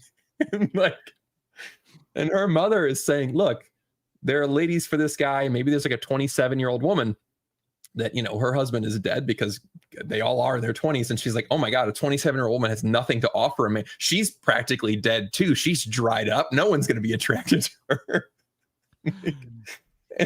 My wife hates this character because she's so annoying and dramatic, but like, I was listening to it, I was dying. I think it's great comedy. And you can't write shit like that when you hate men, or when you just have never met anybody outside of LA or something. And you're right. They can't write this stuff anymore. Yeah. And that's a piece of advice that I've given in the past to students and things like that. If they, because I had some students who were asking me about, like, I'm full-time on YouTube now, but I was still teaching earlier this year. And some students would ask me about my YouTube channel and, you know, how could I become a YouTuber? And I would say to them, look, don't worry about it. Just go out into the world and experience the world, and, you know, work shitty part-time jobs, and, you know, your first jobs are going to be terrible, but just get out there, get the experience, see some of the world, be passionate and pursue interests. And then when you know you've actually got something to say, then you can start putting stuff out into the world. You know, it's all input output. You know, it's the same with me and my channel. Like, if I finish a big video, I don't go straight on to the next video. I have a period of input where I'm playing video games, or I'm watching a ton of movies, or I'm watching a TV show. Like recently I watched Death Note, and it was for no other reason than to just get it, you know, for the input of this old great anime. You've got to, I need to actually be experiencing and watching all this stuff, and not just be a talking head, just talk, yap, yap, yap. Like, I need to fill my head with all this interesting stuff so that I have interesting ideas. Yeah. Yeah, well, and you pick up new stuff that you can, like, I'm working on a new video because I started watching some anime stuff, and there are great themes in there. Like, I'm watching Frieren right now because I get comments on it all the time, and I see why, because it's fantastic. Yeah, you gotta. I mean, I hate to sound so condescending, but there's, you know, like, there's not a lot that a 19-year-old is going to tell me that I might think is interesting. Like, there's just, because there's not a lot of perspective. I mean, it's possible, but it's just, you're right. Like, they want to jump into it, and you're like, yeah, you maybe don't have as much to say as you think. So yeah. If you know, if a 19-year-old or 20-year-old asked me for my advice on, say, starting a YouTube channel, whatever their topic was, my advice would be spend the next 5 years, you know, reading as much as you can, traveling, building up your skill set. It's the answer they don't want to hear, because they want instant gratification and instant success. But, you know, if I were to point to my own skill set, a lot of it comes from, you know, spending my 20s studying stuff, like studying languages and reading many books. And unless your channel is about you learning the things, and you just admit that the channel is about you learning the things, that's pretty much the only way that I could see that working out. Yeah, but your focus can't be, you know, I want to be a YouTuber, because that's like saying I want to be famous. It doesn't work like that. It's almost like saying I want to be cool. Well, you can't be cool if you want to be cool. Do you know what I mean? You just do your thing, and if you have cool, that's great. So funny you mentioned Reservoir Dogs. This is Evan Paso Taylor. Saw it for the first time recently. Gave me fascinating ideas for my illustration studies. Might be my new favorite. It might be Tarantino's best. I was thinking about his movies, because I did my Danny Boyle video, which was a massive bomb, but I like the format where I take a director and I go through all the stuff. I'm definitely going to do that for Christopher Nolan. I might do that next year, but I would also be tempted to do Quentin Tarantino. And so I was thinking about his output, and Reservoir Dogs and Pulp Fiction are masterpieces. Jackie Brown is pretty good. Some amazing scenes in Jackie Brown. Inglourious Bastards, I don't know what I think of that. It's bizarre. It exists in this sort of hyper reality, and I don't necessarily mean alternate reality. I mean it's a hyper realistic movie because the characters are essentially live action cartoon characters. Like Brad Pitt's character he's a cartoon character, and even to some extent the evil Nazi guy is something of a cartoon character. Yeah. So they're all very cartoony, like they jumped out of a comic book, and that's very deliberate. That goes along with the hyper stylized violence.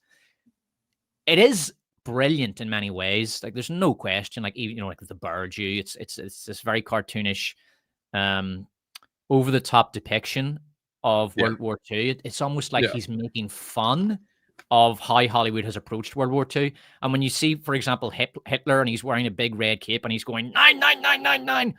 I don't think he's actually making fun of Hitler because what's the point? I think he's making fun of Hollywood's depiction of it because it's always like that. It's always this cartoonish, evil, bad, super bad guy when you're dealing with the Nazis and they're completely robbed of their humanity, which you should never do. Yeah. It's always bad to rob the villain of humanity. I'm not saying the villain needs to be, the misunderstood villain or morally complex or anything, but just accept that he is a human, right? Well, I think it makes it scarier that way. For very clear reasons. Sorry, go ahead, Greg. I think it makes it scarier when your villain has humanity. Yeah. So I mean, my suspicion is that Inglourious Bastards is excellent, but I would need to watch it again. Django Unchained, man, probably shit. Have you seen that one, Greg? Nah.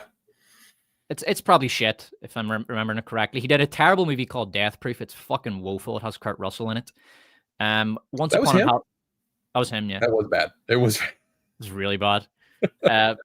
Once Upon a Time in Hollywood, pretty fucking good, has to be said. I mean, it's a patchy output, but overall, it's quite excellent. He didn't do all of 4 Rooms, right? That was just one of the 4 Rooms. Hold on. Let me actually bring up because I think I'm missing 1 or 2 movies here. I can never remember that one. That was Oh yeah, I forgot about Kill Bill. Volume 1, like I said, is excellent. Really is. Volume 2, I would need to watch again, but I don't recall really liking it. And I got The Hateful Eight. Dear God, I couldn't finish it. That's his worst movie. That is his worst movie. It's fucking dreadful, man. All right, Despot, do you actually love the Star Wars prequels or just in comparison to the sequels? The prequels are really bizarre. They are a profoundly mixed bag. Yeah. They're a mix of really excellent, like the world building. At the time when they came out, world building wasn't cool yet. Game of Thrones made world building cool, and that's kind of what killed world building in media when Hollywood started to really pay attention to it. But he was doing really excellent world building in the prequels, and the politics are pretty good, and even the plot is really solid. Like you watch movies today, the plots don't make any sense. Now there's the odd sort of plot contrivance, like for example, Anakin jumps in the Naboo starfighter and then it takes off and he ends up accidentally blowing up the fucking Death Star 3. Ugh, that was bad. But overall, but you could argue, it was the will of the Force, but that's about as bad as it gets. I mean, The Phantom Menace is pretty awful, although it has some brilliant stuff in it. It's probably the best example of a bad movie with good music. Like the music's incredible in it. 2, I haven't seen in a long time. Revenge of the Sith is decent. Greg, what do you think?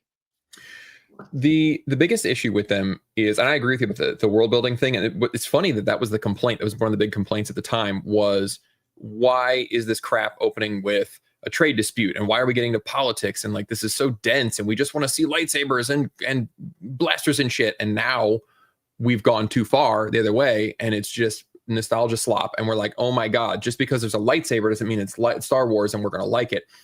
I think the biggest issue is when you hear like these stories from behind the scenes with the original Star Wars is that George Lucas did not write good dialogue, and he had actors who were willing to just say, Harrison Ford was willing to just say, this is not how people talk. Or, the famous story about him saying, I know instead of I love you back or whatever.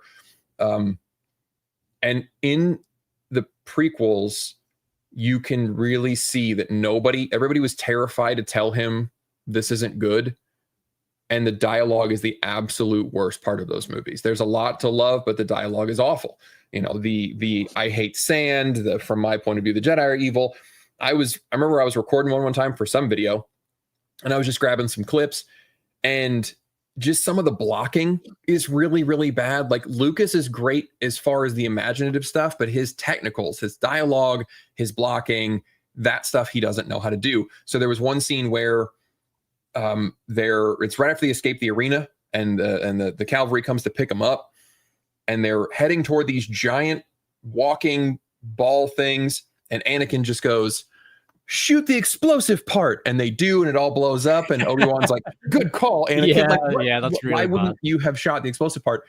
They get off, and these clones come up to Samuel L. Jackson, and they're like, "Sir, whatever, we need you," and he just like points and walks off, and like that's how he left the scene, because George didn't know what to do. Like, you need to get off this transport, and you need to get out of the scene, but we don't know, so just point meaningfully, and then everyone walk in the direction that Sam points. And it's that's the stuff that screws it up. But his imagination, the way things look, the world building, the way that you see the rigid Jedi get infiltrated from within, and their code of honor and everything, and the cracks in that get exploited to, how Anakin becomes Darth Vader and everything. All of that's brilliant, but the dialogue was so shit that it's laughable, and that's what drags the whole thing, the whole trilogy down. My old friend Mark, I've been friends with this guy since I was 15. Hi, fellow Antrimite. You've mentioned Trainspotting as an example of top-tier film soundtracks. What other soundtracks do you enjoy? Rewatched Tron Legacy recently, and I was enthralled by its music. Yeah, Tron Legacy has great music. Tron Arse is fucking terrible. Some of the music in Tron Arse is actually pretty good, though. Like Trent Reznor and Atticus Ross. They've done some absolute fucking bangers. Yeah, Tron Arse is rubbish, though. Tron Legacy, great music. This year, the best soundtrack is undoubtedly Sinners. That guy, Ludwig Göransson, yeah, he's the best modern film composer. He also did Oppenheimer. Excellent music. He did The Mandalorian season 1, which has, again, great music. Mando season 3, they got a different guy to do the music, and it was shit. But Ludwig Göransson, really excellent. Check him out. Another really good guy is Nicholas Britell. He did Andor. Great music in there. He did that movie. It was a TV show that was very popular about corporate inheritance. I can't remember what it was called. But it was like a Succession. He did the music for Succession. Nicholas Britell is very good. He's done some excellent stuff. So those are my two favorite modern film composers, Ludwig Göransson and Nicholas Britell. And in terms of just like soundtracks, like great selection of songs. Oh fuck, I don't know. It's hard to remember. I love film scores, soundtracks. It's just a collection of songs, really. So it doesn't matter. It's just, which directors are good at picking songs for soundtracks. I mean, Danny Boyle has a very good ear. It has to be said. Trainspotting is a great example of it, but he does have other good movies. Like there's some bangers on Slumdog Millionaire. Has some brilliant songs on it. Some weird Indian stuff. Really good. But yeah, check out the Sinners soundtrack score if you haven't. Right, let me grab another question here.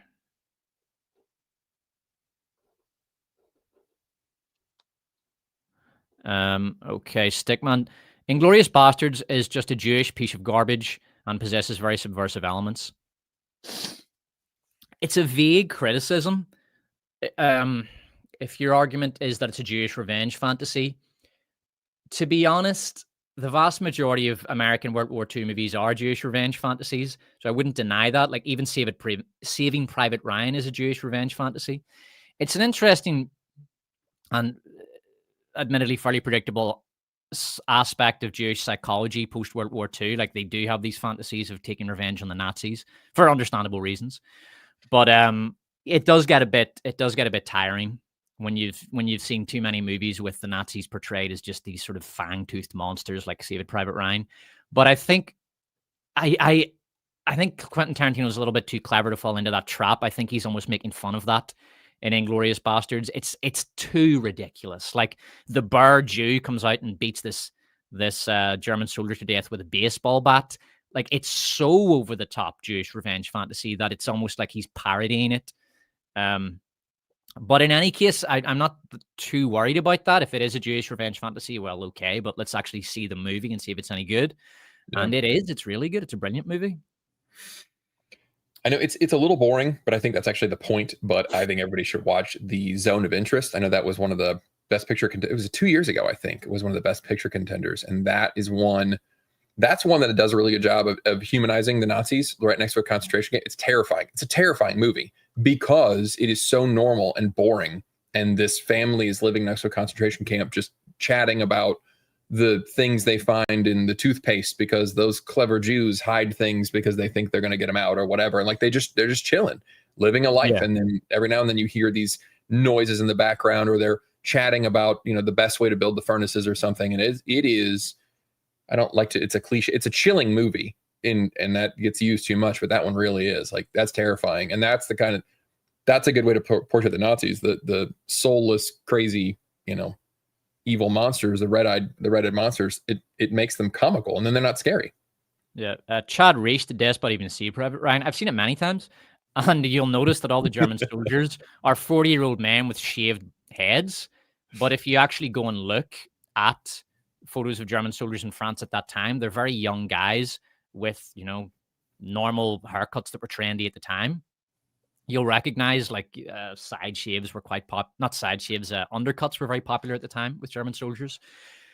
They're just normal looking, guys, but that didn't do. Spielberg had to portray them as, these angry looking, mean middle-aged men. Like there's two soldiers in it who look almost identical, but they're actually different characters because Spielberg had this very clear idea of who he wanted to cast in the movie.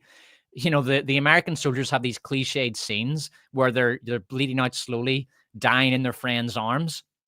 Meanwhile, the German soldiers, you shoot them and they just drop like a sack of spuds. That's such a horrible trope that's been around in American war movies for decades. It's like the Germans, they don't have enough humanity to die slowly, unlike the warm-hearted Americans. It's bollocks, man. Come on. Saving Private Ryan's a piece of shit. It has some brilliant action scenes. It has some absolutely brilliant action scenes, but it's a propaganda movie. Okay, it's one of the last great World War II propaganda movies, and I can't stand it. I can't fucking stand it because it's a dumb way of thinking about history. It's a dumb way of portraying the Germans, and it's cruel, and it's vengeful, and it's spiteful. So that's my wee rant on Saving Private Ryan over. All right, I had to choose between reading and video games. I choose books. Can't you do both? Can't you just listen to an audiobook while gaming? I know a lot of people do that with live streams and things like that. I would like to stream games, but I can't talk and play games at the same time. I become terrible at the game if I have to try to speak, or I hang my sentences in the middle. I'm in the middle of a sentence and something happens in the game, and I just kind of drift and I don't finish the sentence. My wife hates it. My father was drafted when he was 16. He saw Hitler. Interesting. The prequels are the purest form of Star Wars because it's just kind of chaotic nonsense that somehow works under the scope of the world building. I mean, it does work. It's just a question of, is it good? Like, no one's denying that it works. Like, the sequels don't work. Like, they don't make any sense. The plots they have hundreds of plot holes over the course of that trilogy, whereas the prequels don't really. It's all very consistent. So it works, but that's not the issue. The issue is they're just bad, man. Like, you can, I know that we like to pretend that they're good and that everybody loves them now, but they have so many problems. It's like a beautiful, well-varnished boat full of little holes, and you might love the boat, but it doesn't stop it sinking. All those little holes just let the water in and it sinks. That's what the prequel's like. There's just too many problems. Like really boring stoic characters where everyone is just a dull stoic Jedi in episode 1. Here's another thing nobody ever talks about in episode 1. Where the fuck was Obi-Wan? This was supposed to be Obi-Wan Kenobi's movie because that's what people were expecting at the time. They're just used to it now because everybody's seen it a million times, but you watch it and it's like, from the perspective of people watching it at the time, they were expecting a lot more Obi-Wan. Instead, they got fucking Jar Jar Binks and Jake Lloyd. Jesus Christ. Yeah. Like, who wanted that? Well, and Yeah. what happened to George, and it's the same thing that recently happened with this other big fantasy author, Brandon Sanderson. He put a book out last year that's just way too long, needs to be edited. When you get big, you almost need to make a point of telling, like, you got to hire. I now see why kings had jesters and shit. The smart ones had jesters, because you need someone to look at you straight in the eye and say, that is a terrible idea. And that's never, you have to cut that. You have to, for your own good, because I love you. That Jar Jar has to go. That's an awful idea. But if you ever watch like the behind the scenes footage, everybody around is just in awe to be in the same room with him. And then, like, I get it. You know, it's George Lucas. Oh my God. Like, who's going to tell him he's a genius. What are you going to do? You know, tell the maker of Star Wars that he's wrong about Star Wars? Like, of course you're not going to do that. And that ultimately was his own fault, that he didn't tell people, I need you to tell me when these ideas are bad. And they all fluffed him, and he thought it was great. It's like AI. AI is the perfect allegory right now. AI fluffs people, and they don't realize it, and they think it's amazing, and suddenly they think they're brilliant until reality hits, and they're not. And it's too late, because AI doesn't love you. It doesn't care. Yeah, we could go down the AI rabbit hole, like. We were going to go down the 50-year mortgage rabbit hole. I'm excited to talk about that. Oh yeah. We'll talk about it now. We wanted to talk about Trump's 489-year mortgage idea, because it was so fucking dumb, and we just couldn't help ourselves.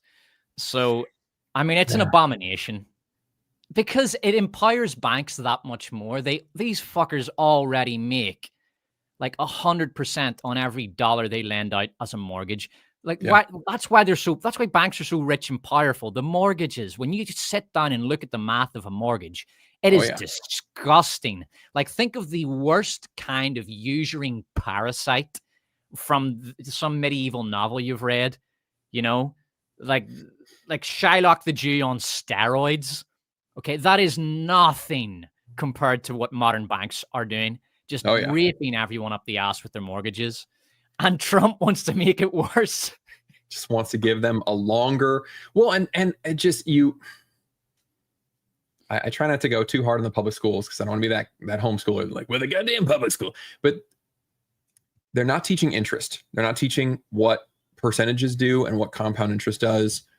And there's like a middle ground. Like the 30-year, if you've got a low rate, a 30-year mortgage is actually not bad, because the US government needs inflation to continue putting dollars out, to continue to be the reserve currency of the world. So they will always inflate the dollar. They short their own money in the long term. That is their plan. It makes their own debt easier to pay off as time goes on. So if the government is going to do that, you may as well follow suit. The problem is that once you get over like 30 years, the upfront interest is so bad that unless you know without a shadow of a doubt, which you can't do, that you're going to stay in a place for 20, 25 years, you will have zero principal payment in the first 10 years of a 50-year mortgage. So like, I refinanced this place 30 years at 2.8, which is just basically free money. And at the rate the dollar has been inflating, I will be ahead on this mortgage because it's a fixed payment, and that's fine. But at current 7-8% rates at a 50-year mortgage, you're going to be so front loaded on interest, it doesn't matter how much the house goes up in value, you'll never make any money. And only 30 years down the line will you make money. But nobody stays in a house that long. So of course, they're getting all the interest up front. It's a great deal for them. And it just is going to make prices go up, because if you get more access to loans and it's easier to get a loan, then buyers get to ask more because they have more, or sellers get to ask more because they have more buyers. Like, this is Keynesian economics 101, and they're still fucking it up. And it's very frustrating, because it's a good example of don't take something simple and make it complicated. That's a very good rule just for life in general, but especially for your finances. You don't take something simple and make it complicated. Your finances should be quite simple, and you should have a very clear policy about how you do and don't, very importantly, how you don't spend your money. But anyway, basically it's supply and demand. Just you build more houses, but a lot of people have also been saying that they need to bring in regulations to prevent major corporations from buying up entire housing estates, because I think something like 25% of all housing stock in the United States is now being bought by private equity. Yeah. Something insane. So they're saying, well, maybe we should bring in regulation to stop that happening. But the problem with that is if you do that, then the development goes down because now the incentive isn't there. Because the market is going to cool down considerably, and you're not going to be able to sell these big estates. But anyway, let's not get into too much of that. But it's very simple. Get into it. It's such a disaster. I mean, basically, you want it. First of all, the United States has a lot of housing stock, right? It does have a lot of supply. It's not like, for example, in the UK where the stock is very, very old. I think the UK has the oldest housing stock in Europe on average. Yeah. So there's massive supply problems due to sort of boomer greenbelt laws and NIMBYism. But that's less of a problem in the States. In the States, you obviously have a massive problem with demand because of the gigantic number of illegal and legal migrants in the country. So if it was me, I would absolutely massacre zoning laws. I'd butcher them. I hate zoning laws. I think it's a form of hoarding. I think it's wealth hoarding by older generations, hoarding wealth from younger generations. So I'd massacre zoning laws, and I would, mass deportations. Those two will help a little, not a lot, because you don't know how bad it can get. And I want to give you the numbers straight up while I'm doing this research, Greg. I'm going to pull up some numbers from Numbeo. You can tell me what you think of the whole, BlackRock is buying all the big housing estates. It doesn't shock me at all. The private equity buying up houses is crazy because they have cash on hand. So there's no way to outbid them. There's no way to compete at all with that. It's the private equity thing private equity in general is just a giant nightmare as far as everything goes. But the zoning laws are fine, and then the first time home buyer assistance is not too bad either. Like, that's a great way to get people into their first home. That's been useful in the past. But every time you make loans just easier to just more accessible, because that's your goal, to just get more people buying houses, all you're going to end up doing is you're going to recreate the 2008 bubble, because that was all they wanted to do, was just get more people to buy houses. We just want more and more ownership. But the way you go about doing that when you're trying to hit that metric is you just cut corners, and eventually you have people that shouldn't have bought houses, or they have people that mention the adjustable rate mortgages, and then later on they balloon up and then they can't afford them, and then they're underwater at that point. I want our viewers to understand how bad this can get, because people think, well, can house prices really keep going up and up and up? Okay, so here's Chicago, Illinois, which, as far as I'm aware, is Chicago considered expensive as far as property goes? Yes. Okay, so in Chicago to buy... Depends on the part. I mean, Chicago's obviously like any city. I mean, there's expensive and shitty parts, but yes. So for the city center, it's about $3,600 to buy a square meter of apartment. In Seoul, the capital of Korea, it's $21,500. So it's 7 times more expensive in Seoul than it is in Chicago to buy property. So that's how bad it can get. And if you pursue these shitty policies whereby you try to address housing shortages and housing problems and lack of access for young people by manipulating the market, that's where it's going to end up eventually. Like, it could end up, it could get that bad. So, I mean, yeah, that's basically how the fuck does anyone afford property and say, so like a young person can't even, I even asked students. I remember I asked my students, who here thinks they can buy property? And they just laughed. They weren't even depressed about it. They just laughed. You think you're fucked. Young people in the West are like, look at it from the perspective of young Koreans or young people in Hong Kong or Singapore. Like, they'll never, how can they ever own anything with those prices? That's absurd. Well, what makes the 50-year thing crazy is that we already have evidence that it doesn't, multiple pieces of evidence that it doesn't work. Not only the housing bubble that we created by federally backed mortgages, but then we increased access to student loans And then what happened to tuition? It ballooned because banks knew they had guaranteed little suckers that they could loan out money to. And colleges were like, shit, it's free money. They're going to get approved no matter what. So we can raise the tuition. We also had, we have cars that are more expensive than ever because, and this is the most direct one-to-one, we started doing 6 and 8 year car loans where they used to be 3 and 4 years. So when you extend the loan out, all you do is lower the payment, and then people, they can afford more car, so they do, and the prices of the fucking cars go up. Like, I don't understand how you look at the car market and think, yes, that's what we should do with mortgages. That's going to be incredible. That's the way we're going to win right there. You answered why. It's because the US government can issue more currency if the banks can issue more debt. It's that simple. Yeah. The US government wants you in debt because if you're in debt, that means there's more currency in circulation, which means that they can, you know, they can keep printing it. They can keep pumping out more dollars. They can keep inflation up. They can keep stealing money from you. The government is your enemy when it comes to things like debt. It's just that simple. It doesn't matter if it's Trump or whoever it is. They want you in debt. This guy says, firstly, governments need to stop letting foreigners buy property. You don't even need to do that. You just need to tax foreign property ownership. So, for example, if you are if you're a foreigner and you own property, you'll pay double or triple property tax. Something as simple as that. So you still have the incentive for developers to build because they know that they can sell to foreign buyers. But if you do get those foreign buyers coming in, then the government can tax the shit out of them and use that money to incentivize the construction of new housing. I think that's much better than just cutting off that form of foreign investment. What you're describing is almost like a form of protectionism, which generally leads to higher domestic prices. So I wouldn't agree with that. I just think you just tax them more heavily and you use that to subsidize public housing, things like that.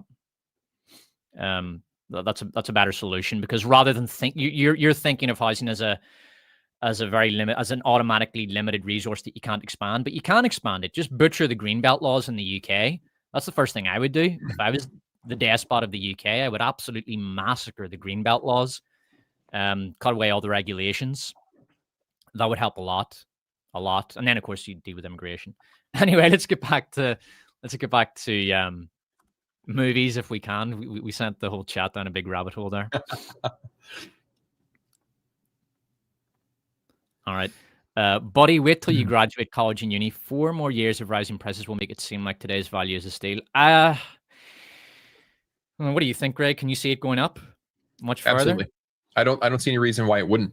As a matter of fact, so the biggest issue that we have right now is the people that are there are a couple of levers that you're not allowed to touch.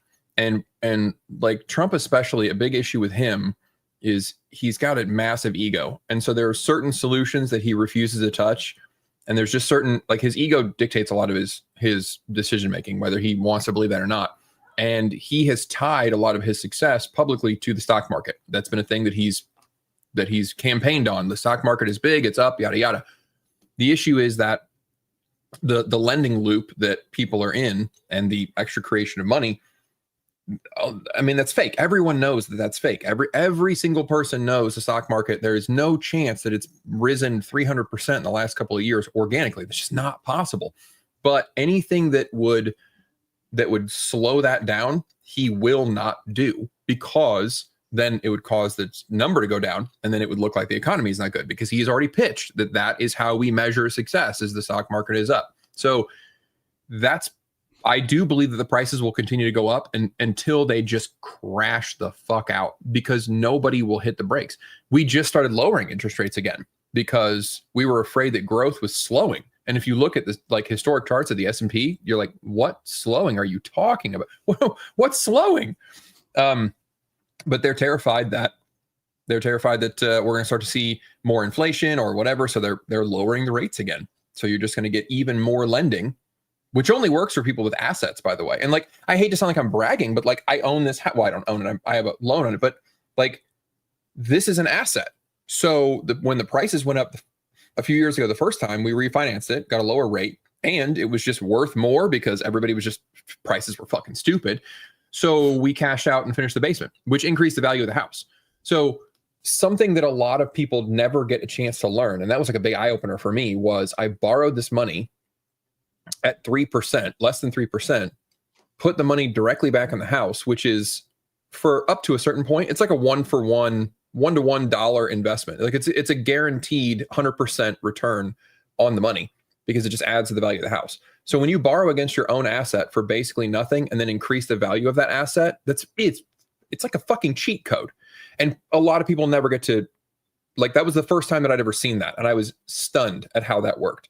And you imagine if you're borrowing from your stock portfolio or whatever, and you're investing with that debt and you make more money with that debt, like it's got to be intoxicating. So pulling back on that, slowing that down, no one's doing that. The people that make the policy decisions, there's no chance they're going to do that, because they'll see it as failure. But that's what has to happen. You need deflationary period, but the US dollar can't sustain that. Our debts can't sustain it. We'll just finish with this one guy, because I think people get lost in the abstraction of it all, and they forget that there's actually people at the bottom of the ladder who are getting fucked over. So I think this is a good one to end this, or we rant on. Jonah, I'm a high schooler about to graduate. Thanks for watching the stream, by the way, man. I appreciate really young people tuning in to have their minds expanded by wiser, older men like me and Greg. I'm a high schooler about to graduate, and I have absolutely no idea what I'm going to do about housing and paying for my own house. Yeah, that...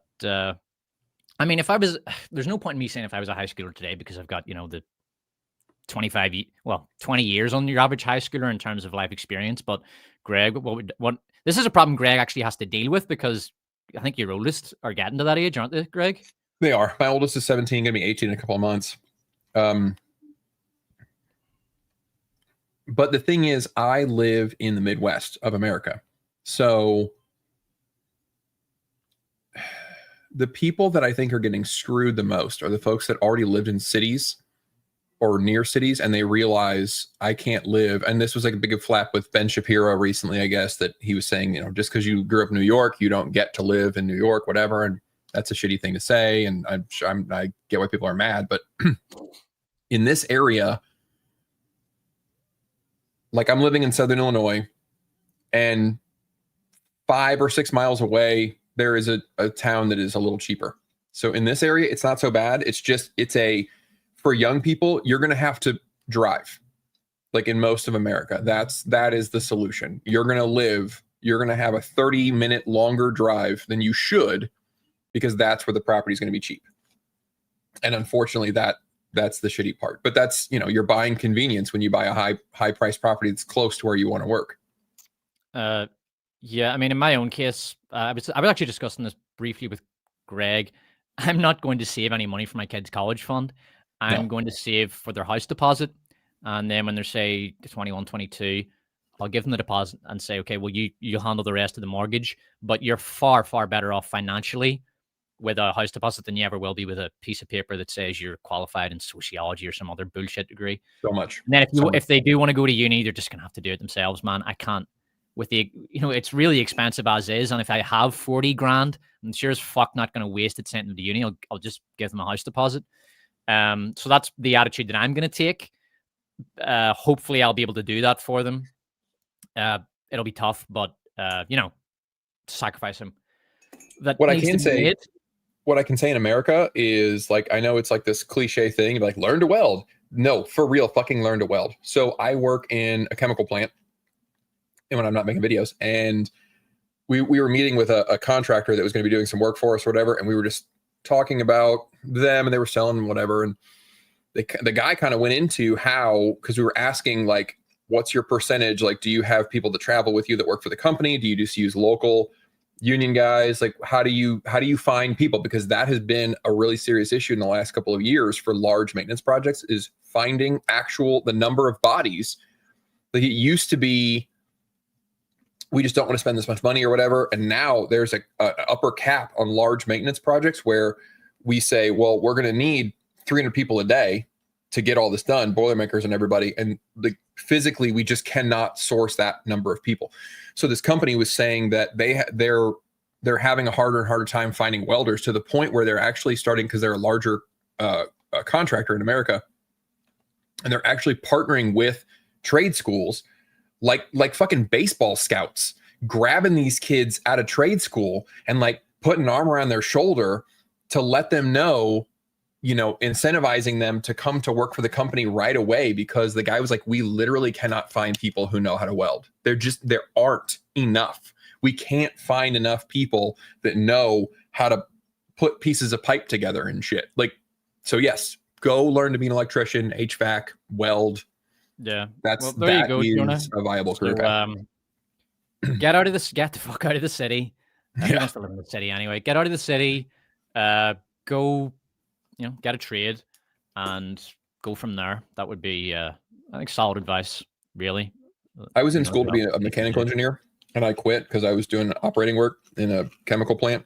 And for the last 14 years, I've been the only person working in this house. I got 6 kids, my wife, nobody else works but me. And I've been working in a chemical plant.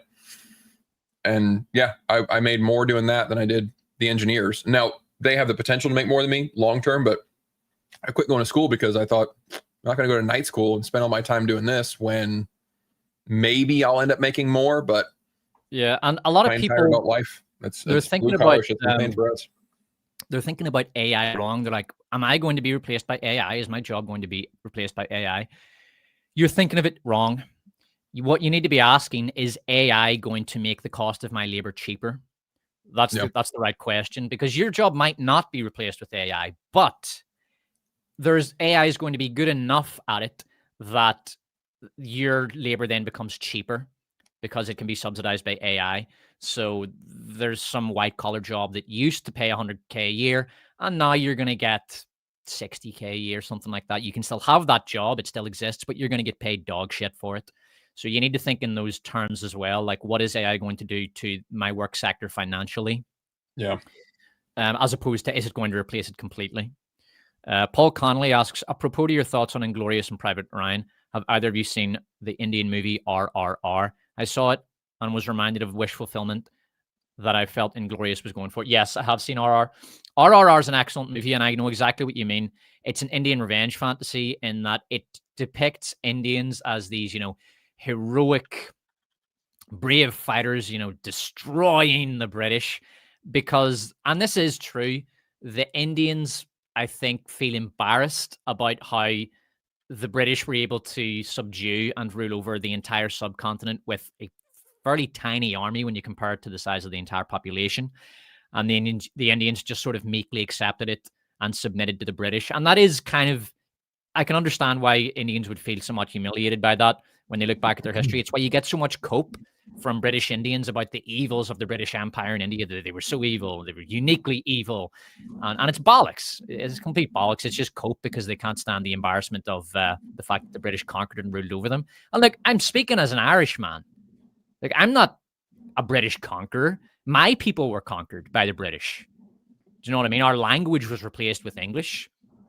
I am a member of an utterly conquered tribe. So I know what I'm talking about. But rather than to pretend that you were something you weren't, it's better to just accept that your people were conquered and move on to it. Accept that history happened.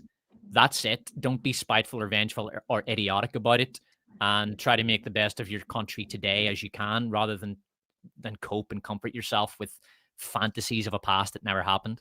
But yeah, it's a great movie, but it definitely has that fantasy element, that wish fulfillment element. The Indians wished that they'd stood up against the British, when in reality, Gandhi got them out through a campaign of peaceful resistance and mass disobedience, which was a very brilliant campaign. Gandhi was a successful and brilliant man. There's no question. At least you got that guy.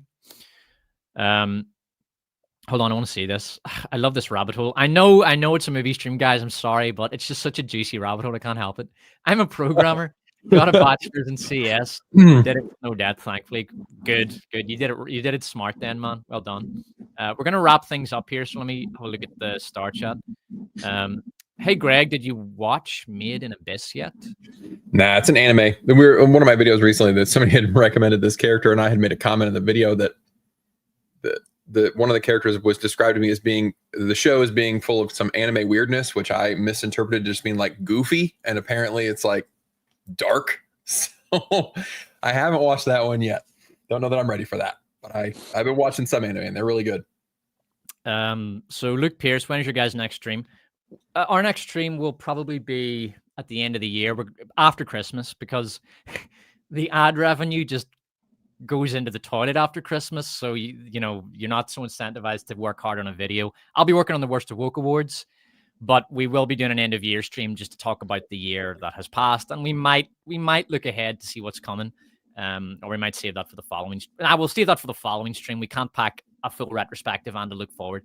So at the end of the year, post Christmas, we'll do a full retrospective talking about what an absolutely atrocious year it's been, and we will talk about some good stuff. We'll talk about our the bright spots, you know, the few that there were in the year. Amelia Boudelia from Had, thank you very much. I can't wait for the Worst of Woke Awards. And we do have a question about Echo. Any word from Echo? Pretty good. Oh, yeah. Yeah, Echo's MIA. We can't get in touch with him, to be honest. So don't know what's happening with the guy. I think he just got burnt out on streaming. I think he did, if I'm being honest. Yeah. And look, there's nothing wrong with that. We've all had burnout on various endeavors, and there's nothing wrong with having a bit of burnout. You know, we did great streams with Echo. We hope to do them again. But if the guy just wants to be burned out on streaming, that's fine. You know, yeah, good for him. Just do what you have to do, man. All right. Well, been a very interesting stream. Cheers. Yeah, we just thought we'd get back into it with a nice, easy Q&A stream. The next one's going to be a bit more organized. It will just be us ranting and raving about all the shit from the past year. I reckon that'll be a longer one. We'll try to make that. Maybe we'll try to go for like a 3-hour stream. So we'll be very careful to, you know, get our scheduling right for that. But yeah, thanks very much for joining me, Greg. Thank you, sir. I'm glad we're back in the saddle. All right. And everybody, don't forget to watch my biopics video this weekend. All right. So thanks for tuning in and have a great day.